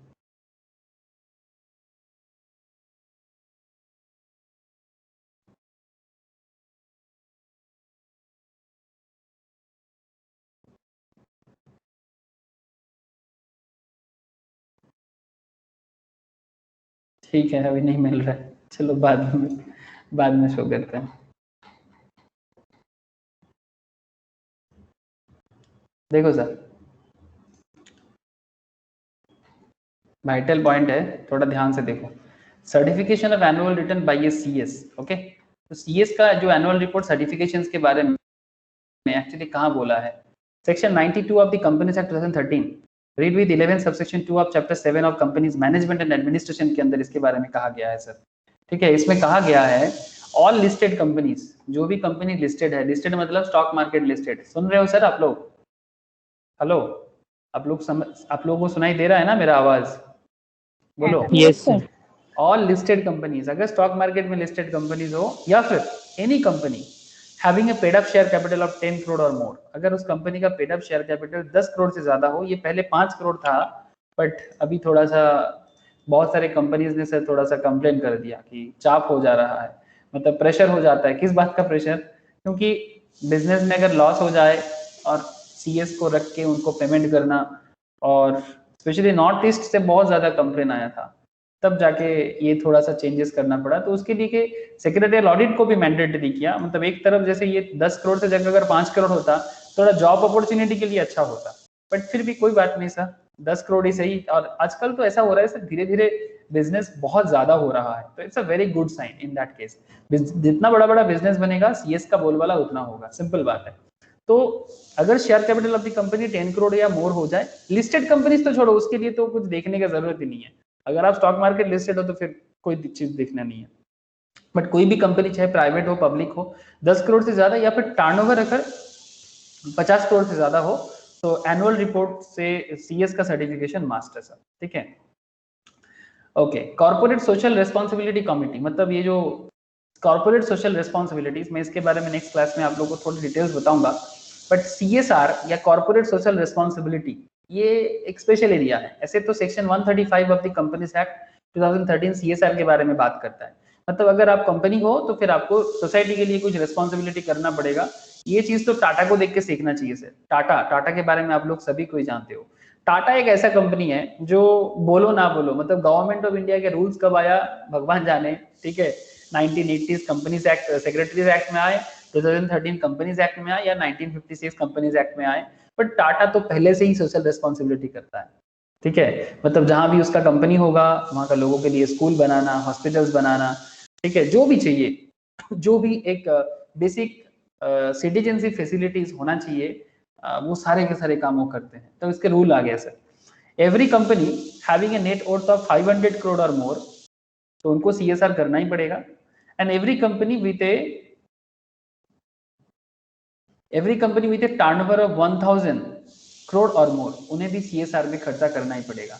And every company with A net profit of 5 crore और मोर, उन्हें भी CSR में खर्चा करना पड़ेगा। CSR रिलेटेड कुछ और डिटेल्स हैं, मैं नेक्स्ट क्लास में चर्चा करूंगा, but I hope you understand कि ये थ्रेशोल्ड लिमिट है, ठीक है। और ये जो 5 करोड़ के बारे में बताया, every company with net profit of 5 crore और more during the immediately preceding financial year, मतलब अगर दिस फाइनेंशियल ईयर से पहले वाला फाइनेंशियल ईयर में 5 करोड़ से ज्यादा अगर इनकम किया तो CSR के लिए खर्चा करने के लिए रेडी हो जाओ। ओके, मतलब corporate social responsibility, I hope you understand. Internal auditor, section 138 of the companies act 2013, read with rule 13 subsection 1 of the chapter 9 companies and account rule 2014, इसमें एकदम क्लियरली बताते हैं सर इंटरनल ऑडिटर। अब ये internal auditor होने के बाद से CA एंड CMA का इतना बोलबाला हुआ, मैं आपको क्या बताऊं। Even intermediate pass out students, because internal auditor बनने के लिए एज सच कोई क्वालिफिकेशन जरूरी नहीं है। नॉर्मल ऑडिटर जो होते हैं वो CA के लिए CA होना जरूरी है, बट इंटरनल ऑडिट के लिए एज सच कोई क्वालिफिकेशन नॉट मैंडेटरी, ठीक है, कोई भी बन सकता है, उसको बस अकाउंट्स कॉस्ट वगैरह का नॉलेज होना चाहिए। तो इंटरनल ऑडिट मैंडेटरी करने के बाद ना ये CA CMA का मतलब जो एरिया ऑफ एक्सपर्टाइज है, या फिर even intermediate pass students also, इनको बहुत ज्यादा जॉब अपॉर्चुनिटी मिल गया, ठीक है। तो इसलिए इंटरनल ऑडिटर का खेल किसके लिए है? एवरी लिस्टेड कंपनी, ठीक है, करना पड़ेगा sir. Every unlisted public company, अगर अनलिस्टेड पब्लिक कंपनी है जिनका paid up share capital 50 crore से ज्यादा है during the preceding financial year, और जिनका टर्नओवर 200 करोड़ से ज्यादा है during the financial preceding financial year, and जिनका आउटस्टैंडिंग लोन और borrowing from bank on public financial institutions 100 crore से अगर ज्यादा लोन किसी का है in any point of time during the financial preceding year, the preceding financial year, या फिर जिनका deposits outstanding deposit of 25 crore, मतलब कंपनी डिपॉजिट्स होता है ना सर, मैंने आप लोगों को पढ़ाया कंपनी लॉ में ही, डिपॉजिट्स अगर 25 करोड़ से ज्यादा है at any point of during the prior financial year, ये सब पब्लिक कंपनी है, उनको इंटरनल ऑडिट करना पड़ेगा। And every private company having turnover, every private company having turnover, अगर प्राइवेट कंपनी है और जिनका टर्नओवर 200 करोड़ से ज्यादा हो रहा है प्रीसीडिंग फाइनेंशियल ईयर में, उसे भी इंटरनल ऑडिट करना पड़ेगा। आउटस्टैंडिंग लोन और बोरोइंग, अगर किसी प्राइवेट कंपनी का फ्रॉम किसी पब्लिक फाइनेंशियल इंस्टीट्यूशंस का, मतलब इंस्टीट्यूशन से लोन ले रहे हैं, अगर लोन प्राइवेट कंपनी का 100 करोड़ से ज्यादा हो रहा है किसी पर्टिकुलर पॉइंट ऑफ टाइम में during the preceding financial year, उन्हें भी इंटरनल ऑडिट करना पड़ेगा। और जब से ये इंटरनल ऑडिट मैंडेटरी कर दिया ना सर, ये इंटरनल ऑडिट का देख रहे हैं ना आप लोग, तब से ये CA और CMA का जो जॉब एरिया है, ठीक है, ये बहुत ज्यादा हो गया। बिकॉज इसके अलावा और कौन ऑडिट कर पाएगा, और कौन ऑडिट कर पाएगा? ऑडिट करने का तो यही जगह है, CS CMA ही कर सकता है और कोई नहीं कर सकता। CS भी कर सकता है, बिकॉज CS को थोड़ा सा लीगल मैटर पे मतलब फोकस करना पड़ता है, तो अकाउंट्स में थोड़ा कम फोकस, लेकिन आजकल वो भी कर रहे हैं सर रिक्वायरमेंट के हिसाब से। कंपनी बोल रहे थे ऑडिट कर देना मेरा, इंटरनल ऑडिट CS हो, कोई दिक्कत नहीं, सेक्रेटरियल काम भी करो, अकाउंट्स भी चेक कर लो। तो इसलिए CS को भी अकाउंट्स इसीलिए इतना डिटेल्स में पढ़ाया जाता है सर एग्जीक्यूटिव लेवल में। तो that is the point mainly. तो I hope you all understand sir क्या क्या खेल खेला जाता है और उसके पीछे आप लोगों का फ्यूचर कैसे डिपेंड करते हैं। Sir appointment and reappointment of auditor, section 139 के बारे में क्या बोलते हैं, ये मैंने लास्ट क्लास में बोला था, ऑडिट एंड ऑडिटर के क्लास में। ऐसे और फिर से सोमवार को मैं ऑडिट एंड ऑडिटर का और एक क्लास बताऊंगा।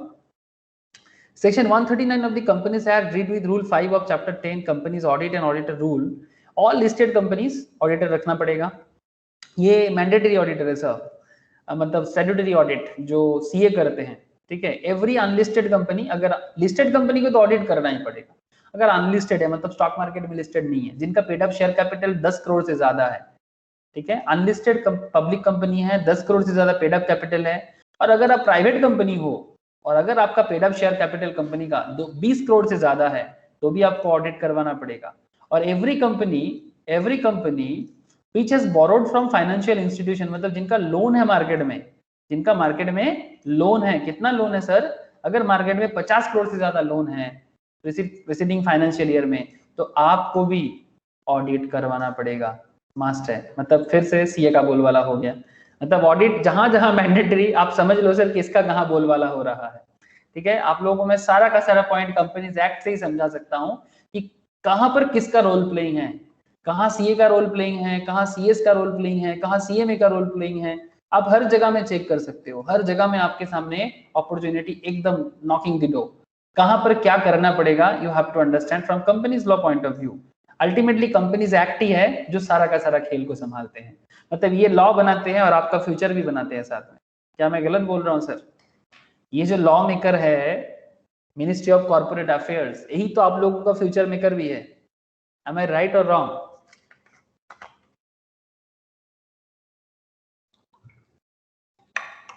अरे बोलो सर, तब से बोल रहा हूँ, कुछ तो बोलो। हाँ ना, कुछ तो बोलो। आप लोग है कि सो गए? है दादा। रोशनी रोशनी जागा और जाग के बोला है दादा। अच्छा बोलो बाकी लोग, तथा ज्योति, प्रीति, नंदिनी, दीक्षा, इंकी, सर सबको मेरा आवाज तो हाँ है? सर। ओके सर, समझ आ Yes, रहा है sir. ना विशाल? ओके, समझ आ रहा है सबको? हाँ okay Yes, sir. sir. Okay sir. Sir woman director के बारे में भी क्या लिमिट बांध के रखा है देख लो। Section 149 of the companies act में बोला है, ये भी मैंने लास्ट क्लास में बोला था। ठीक है, appointment of qualification of director के अंदर बोला गया है ऑल लिस्टेड कंपनीज एटलीस्ट एक वुमेन डायरेक्टर मस्ट है। अगर पब्लिक कंपनीज है और जिनका paid up share capital 100 crore से ज्यादा है, अगर कंपनी का टर्नओवर, पब्लिक कंपनी है और टर्नओवर 300 करोड़ से ज्यादा है अगर, तो फिर उनको वुमेन डायरेक्टर रखना पड़ेगा। ये वुमेन डायरेक्टर के बारे में। Independent director, this is also मैं लास्ट क्लास में बोला था, फिर से एक बार बोल दे रहा हूँ सर।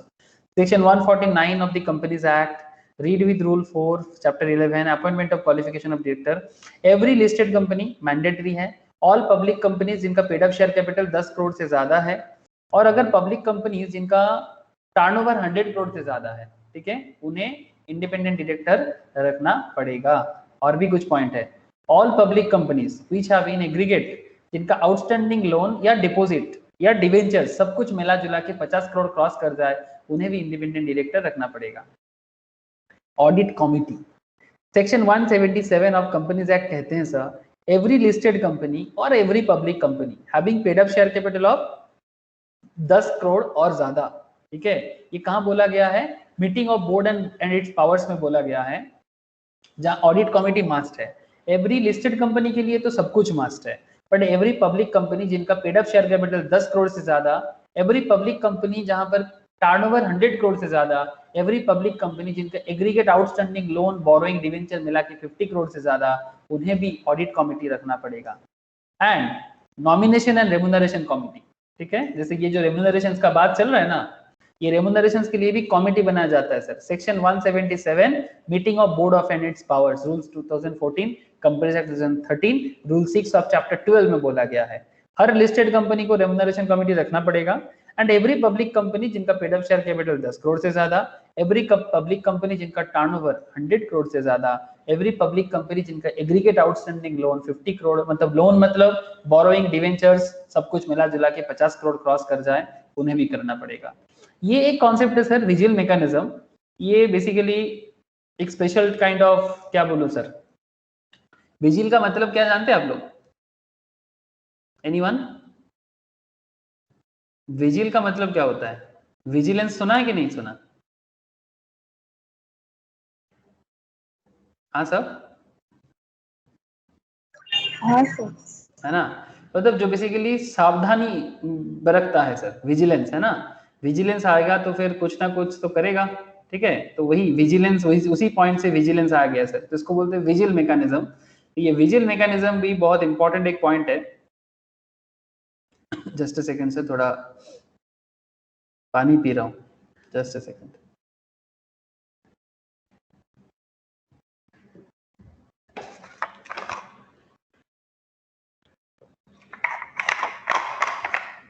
तो बेसिकली क्या हो गया सर विजिल मैकेनिज्म?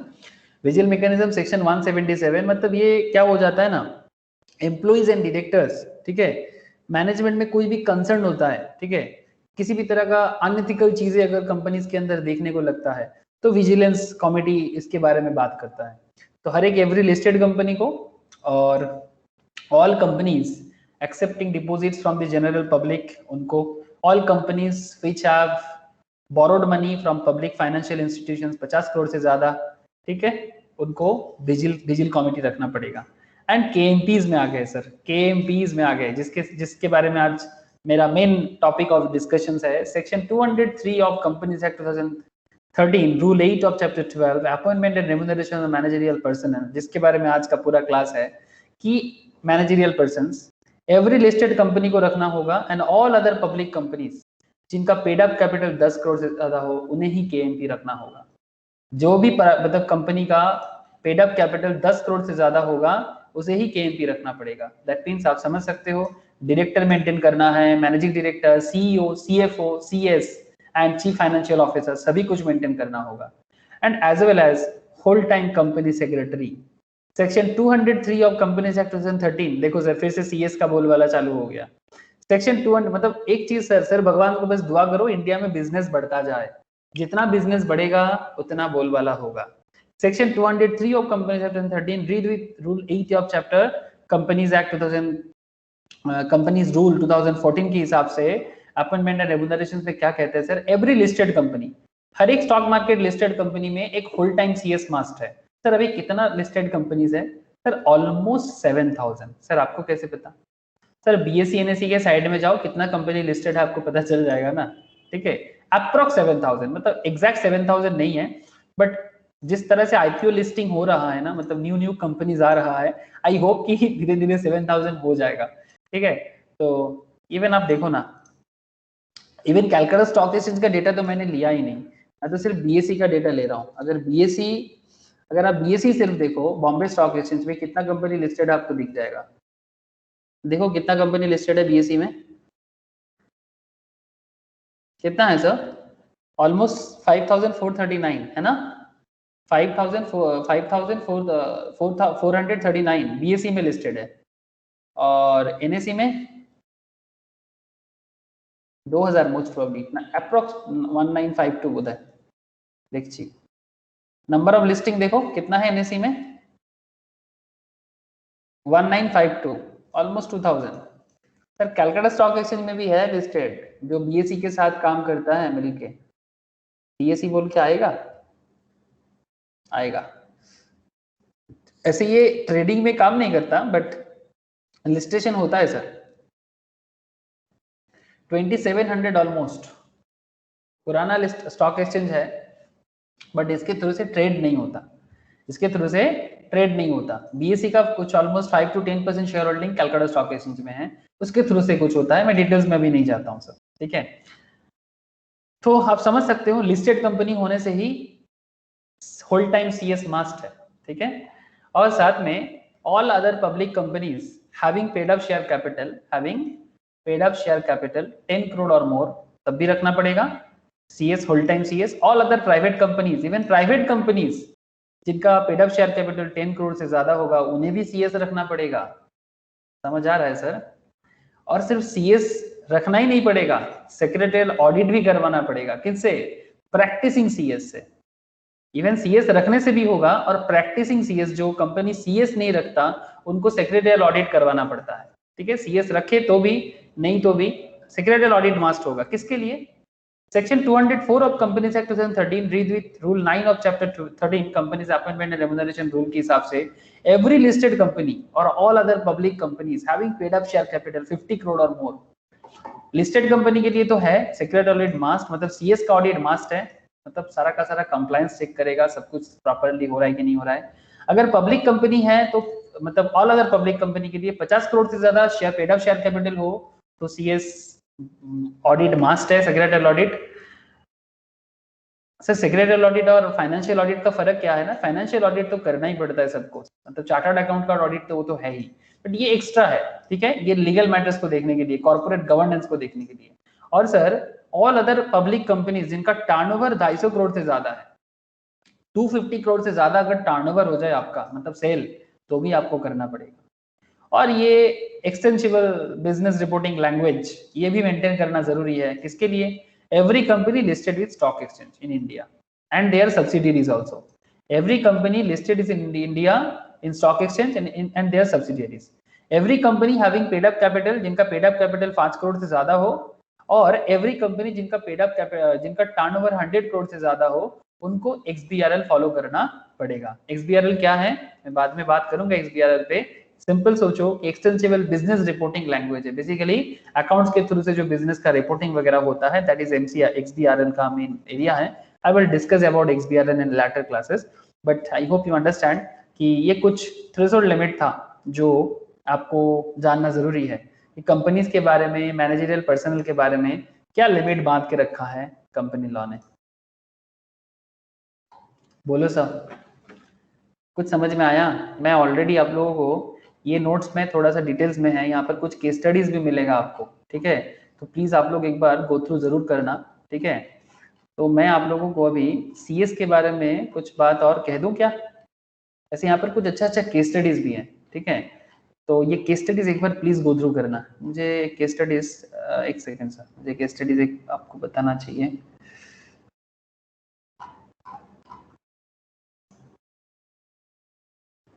ओहो,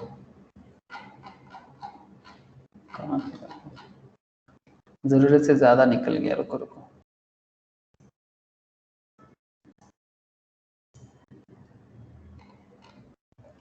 तो सर देखो यहाँ पर मैं ऑलमोस्ट सारा का सारा सेक्शन से ऑलमोस्ट डील हो गया, बट फिर भी एक बार मैं आप लोगों के साथ कुछ और स्पेशल पॉइंट में डिस्कस कर लेना चाहता हूँ, ठीक है? KMPs क्या है यहाँ पर, ये सब तो हो चुका है, ठीक है? Appointment of key managerial persons के बारे में भी क्या बोला है, ठीक है? एक बार प्लीज गो थ्रू करना। मैंने समरिटी के लिए आप लोगों को ऑलमोस्ट सभी चीजें समझा चुका हूँ, बस एक बार अपने तरफ से एक बार गो थ्रू होना जरूरी है। मैं नोट शेयर करूंगा आप लोगों से, ठीक है? यहाँ पर एक स्पेशल केस स्टडीज था, एक सेकेंड सर। ये केस स्टडीज क्यों पढ़ा रहा हूँ आपको? इस पर्टिकुलर चैप्टर का जो डेप्थ है उसको समझने के लिए। दिखाई दे रहा है आप लोगों को केस स्टडी? हाँ sir,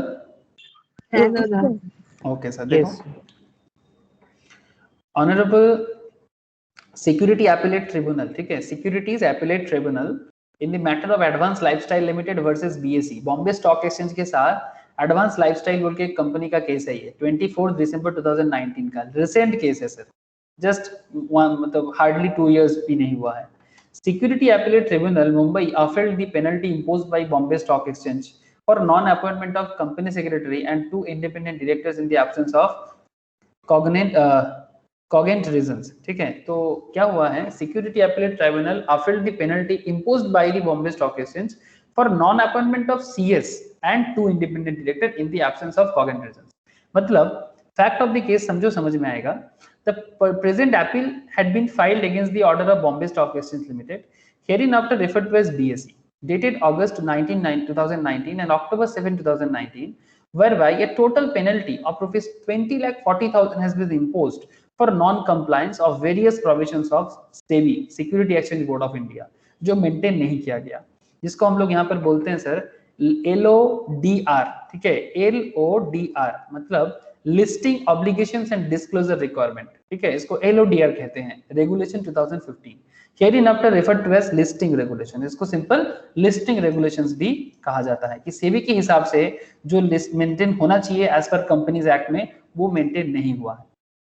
And now the fact leading to the filing in the present appeal is that appellant is a public listed company and have more than 6,800 shareholders. Under the listing regulations, the appellant was required to comply with various provisions, and upon failure, penalties could be imposed for non-compliance. In this regard, SEBI issued circular dated May 3, 2018, known as Standard Operating Procedures, which streamlined the process and adopted an uniform approach in matter of levy of fines for non-compliance of certain provisions of the listing regulations. The said circular also provided a discretion to stock exchange, मतलब सेबी ने ये जो provisions है ये BSE को भी बताया, because BSE stock exchange है, BSE जिसके पास ये कंपनी लिस्टेड है, to deviate from the circular dated May 3, 2018 under exceptional circumstances only after recording reasons in writing. Thus, मतलब क्यों नहीं कर पाया properly, जो director नहीं रख पाया, CS नहीं रख पाया. Flexibility and discretion was provided to stock exchange for levying penalties for non-compliance of the listing regulations. मतलब ये रूल है, ये कंप्लायंस है, मेंटेन करना चाहिए था, because stock market listed company है तो सीएस चाहिए, डायरेक्टर्स चाहिए, है ना. 2 इंडिपेंडेंट डायरेक्टर्स रखना जरूरी था, बट वो भी एब्सेंस है. द एक्सेप्शनल सर्कमस्टेंसेस अगर कुछ है, indicated at least events which could be considered by stock exchange for waiving और reducing the quantum of penalty. The exceptional events were natural calamity हो सकता है, seizure of books, computers by regulatory, मतलब किसी ने बुक्स या accounts छीन लिया, statutory authorities, the compliance not approved by the board of directors issued by the court, regulator which prevented from making the requisite disclosure and accidental damage कुछ हो गया. in that case हो सकता है कि कुछ प्रॉब्लम हो गया है. तो इस केस में ऑर्डर ये था केस का सिचुएशन. बेसिकली वो जो लाइफस्टाइल कंपनी है ना, जो स्टॉक मार्केट लिस्टेड है, जिसका ऑलमोस्ट 6,800 के आसपास शेयर होल्डर है. ऑर्डर क्या हुआ, the appellant has not appointed the qualified CS as compliance officer. In this regard, the appellant made a representation to the authorities requesting for waiver and reduction of the penalty, contending that for not appointing the CS and 2 independent directors on the board audit committee, the penalty may be waived under exceptional circumstances as carved out in the SEBI circular dated May 3, 2018. The court held that as the exceptional events which is in instant case did not exist, further no justification or any reasons has been given as to why a CS and the 2 independent directors could not be appointed. In the absence of any cogent reasons, there is no justification to reduce the quantum of penalty. मतलब company ने ऐसा कुछ भी proper justification नहीं बोल पाया, तो ultimately ये जो पेनल्टी लगाया गया था 20,40,000 का ऑलमोस्ट, ये पेनल्टी में रिडक्शंस के बारे में भी कुछ भी नहीं किया गया. आप समझ रहे सर कि ये जो अपॉइंटमेंट है और इस अपॉइंटमेंट के रिगार्डिंग जो रेम्यूनरेशंस है, जो भी देने के लिए केएमपीस को बोला गया है, प्रॉपर्ली फॉलो करना जरूरी है. अगर फॉलो नहीं होता है, ठीक है, तो सेबी रूल भी फॉलो होगा as well as companies act भी फॉलो होगा. सब कुछ फॉलो होके जो भी केस बनेगा तभी आप लोग मैटर को समझ पाओगे. ठीक है, तो इसलिए आप लोगों को मैं रिक्वेस्ट करता हूं कि आप लोग प्लीज एक एक करके इस पर्टिकुलर नोट्स के अंदर ऐसे आपको और भी केस स्टडीज मिलेगा, तो प्लीज आप लोग एक बार गो थ्रू जरूर कीजिए जहां भी आपको केस स्टडीज दिखे. ठीक है, board meeting, general meeting, CG approval, ये सब आप लोग जानते हो. ठीक है, filing of return of appointment, ठीक है, these are the very important area, but you know these things एक बार गो थ्रू करने से ही, बिकॉज मैंने प्रीवियस चैप्टर्स में सारा का सारा प्रोसेस वगैरह आप लोगों को समझा के रखा. तो प्लीज आप लोग एक बार गो थ्रू जरूर करना. ठीक है, एक बार प्लीज गो थ्रू जरूर करना. अच्छा, ऑफिसर इन डिफॉल्ट के बारे में मैं पहले ही बोला. ठीक है, अच्छा, फुल टाइम डायरेक्टर, केएमपी, सभी कोई ऑफिसर इन डिफॉल्ट हो सकता है. अनदर केस है Shiv Kumar Jatia versus state of NCT of Delhi, the supreme court India. ये भी एक अनदर केस है. प्लीज एक बार गो थ्रू कीजिएगा sir.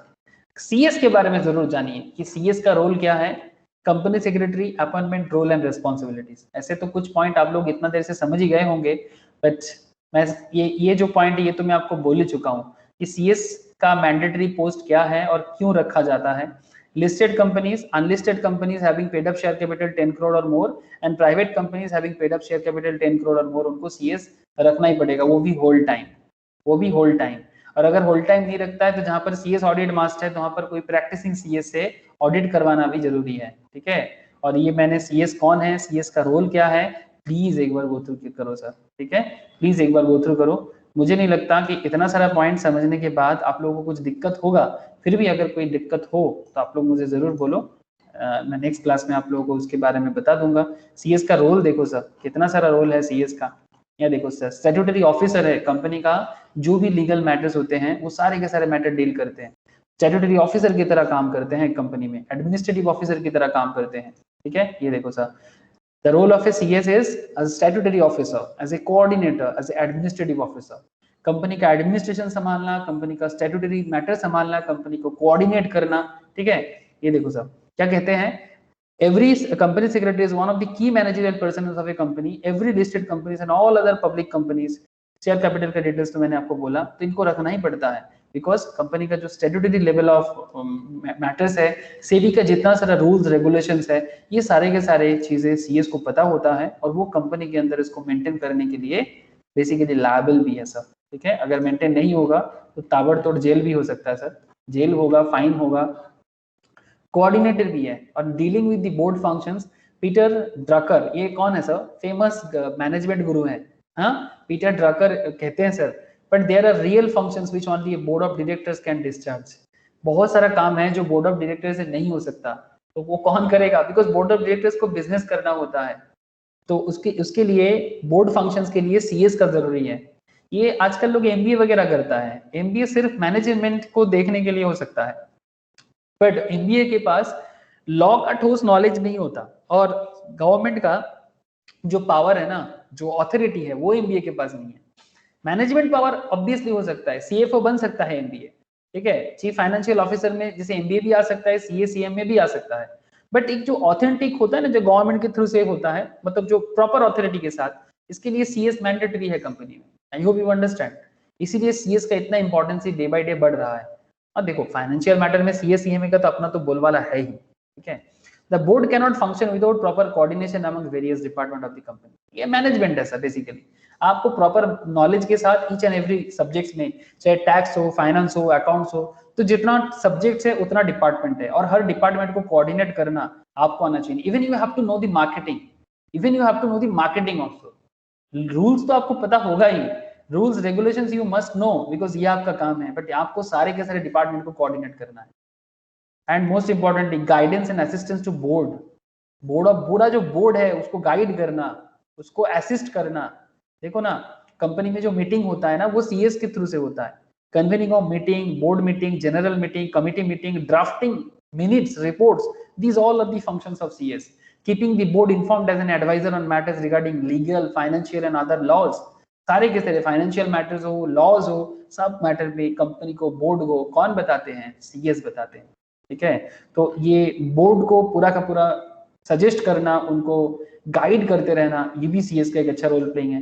Relationship with other functionaries as well as trade unions. आप समझ सकते हो सर, हर एक बड़े बड़े कंपनीज में ट्रेड यूनियन होता है। ट्रेड यूनियन में लेबर लोग काम करते हैं सर, लेबर होता है और लेबर का नेता होता है ना सर।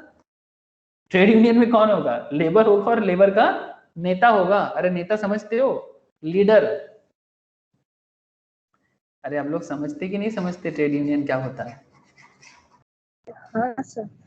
तो जहां पर secretary is responsible either directly or through his assistance with industrial relations also, he must exercise extreme caution while dealing with trade union officials whether they belong to recognized unions or not। मतलब चाहे वो एक just unrecognised union हो या फिर recognised, like कोई political party का support है उस यूनियन पे, सभी चीजों के साथ, मतलब आपको पॉलिटिक्स भी समझना होगा।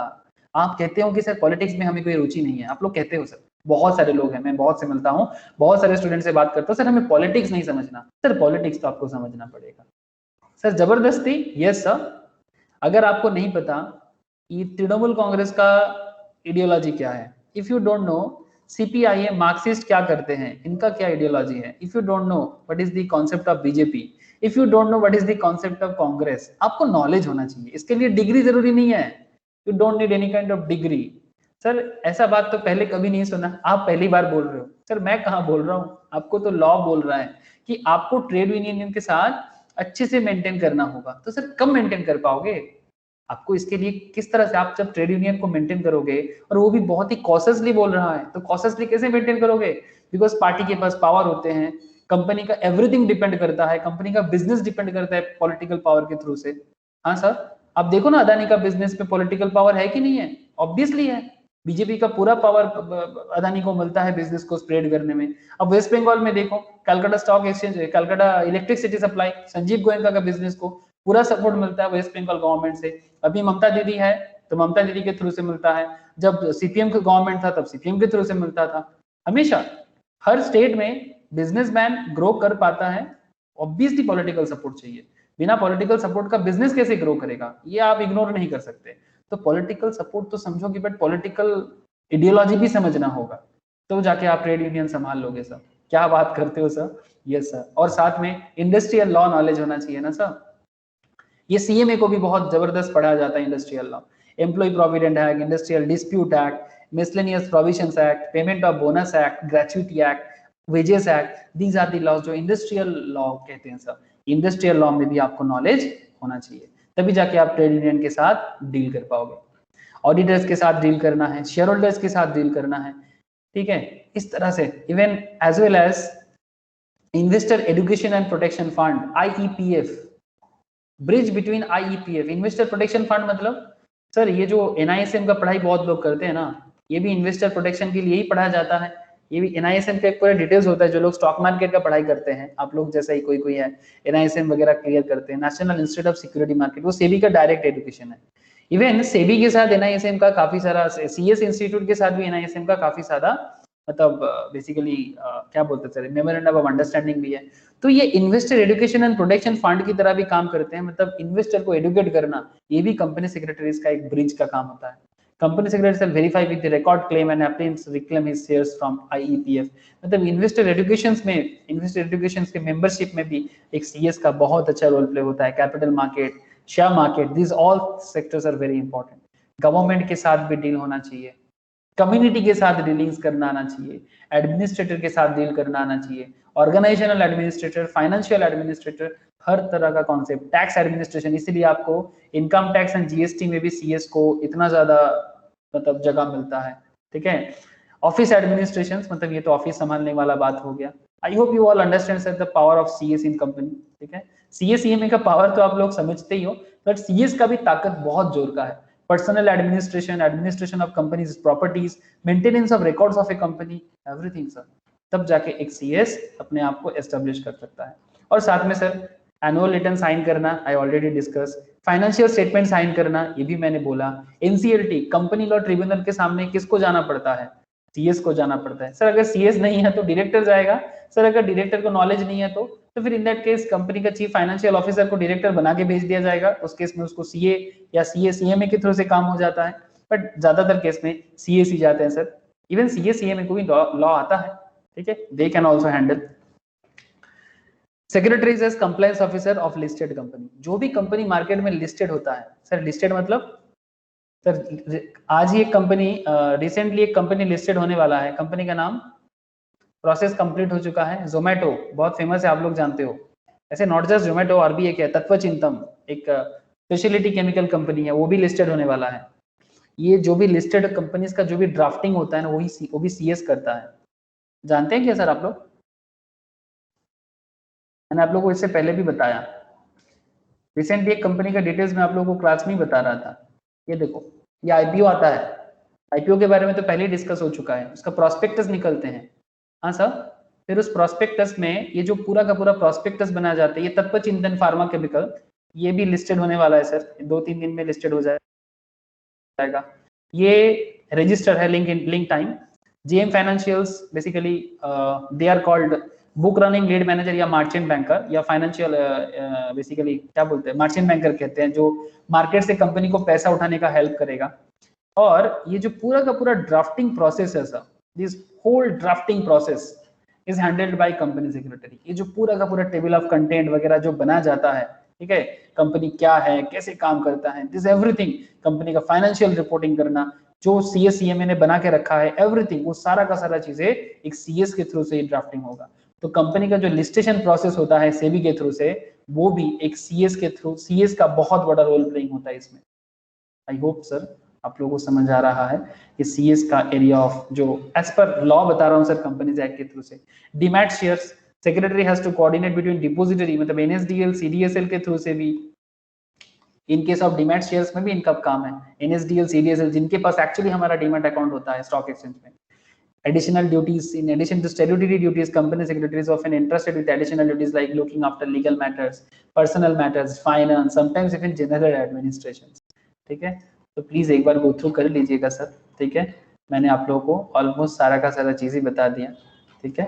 तो एक बार प्लीज गो थ्रू कीजिएगा, बिकॉज गो थ्रू करने से, अच्छा ये भी एक बार जान लो, रिमूवल ऑफ CS, गलती करोगे तो सजा तो मिलेगा ना, हाँ, आपको रिजाइन भी करना पड़ सकता है CS को। A company secretary can be removed or dismissed like any other employees of organization. Since he is appointed by board and board of directors of a company, has absolute discretion to remove a company secretary or to terminate his service at any time for any reason or without any reason. However, principle of natural justice like so cause notice, hearing, reason order, etc. must be followed. Without reason भी कर सकता है, but आपके पास भी मौका होगा ना, आप भी अपना वाला बात कोर्ट में पेश कर सकते हो, लेकिन सारा का सारा सो कॉज नोटिस, हियरिंग सभी का मौका दिया जाएगा, ऐसे ही नहीं कर सकता है कोई। A company secretary can be removed in accordance with the terms of appointment and board can be recorded the same. Convene the board meeting after giving notice to all directors of the company as per section 173. Place the matter of removal, resignation of the CS and pass the resolutions to effect. Obtain resignation letter duly dated and signed. File form DIR 12 electronic mode with 30 days with the register of companies together with requisite filing fees, evidence of cessations, for example, registration letter and optional attachments. Inform stock exchange where company is listed 24 hours of board meeting. अगर stock market में listed company है तो CS को resign किया जा रहा है तो बोर्ड मीटिंग में 24 घंटे के अंदर बताना पड़ेगा, इतना पावर है। Make entries in register, maintain recording of particular secretaries under 170, ठीक है। Issue a general public notice कि सीएस को रिजाइन जा रहा है या सीएस नहीं है, ठीक है। तो इसके ऊपर एक केस स्टडीज है, प्लीज एक बार गो थ्रू कीजिएगा सर। हाँ, अच्छा और एक बात, the resulting vacancy shall be filled up by the board meeting and board within period of 6 months from the date of such vacancy, उसके बारे में बात करेगा 6 महीने के अंदर। Role of company secretary with respect to disclosure and compliance case studies, ये case studies एक बार गो थ्रू कीजिएगा, ना समझ आए तो मैं नेक्स्ट क्लास में डिस्कस करूंगा, ठीक है। तो इस तरह से आप लोग केएमपीज एंड मैनेजरियल पर्सन्स के बारे में जान सकते हो, ओके। समझ में आया sir?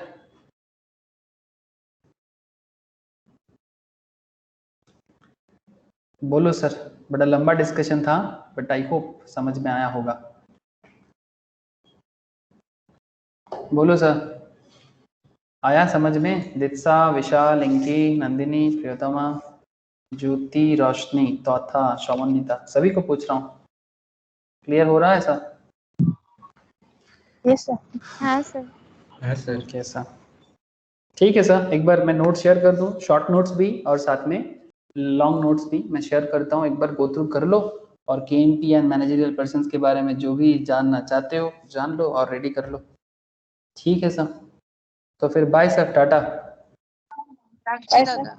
Tata sir. Bye sir. Bye sir. Bye sir. Bye sir. Bye sir. Bye bye.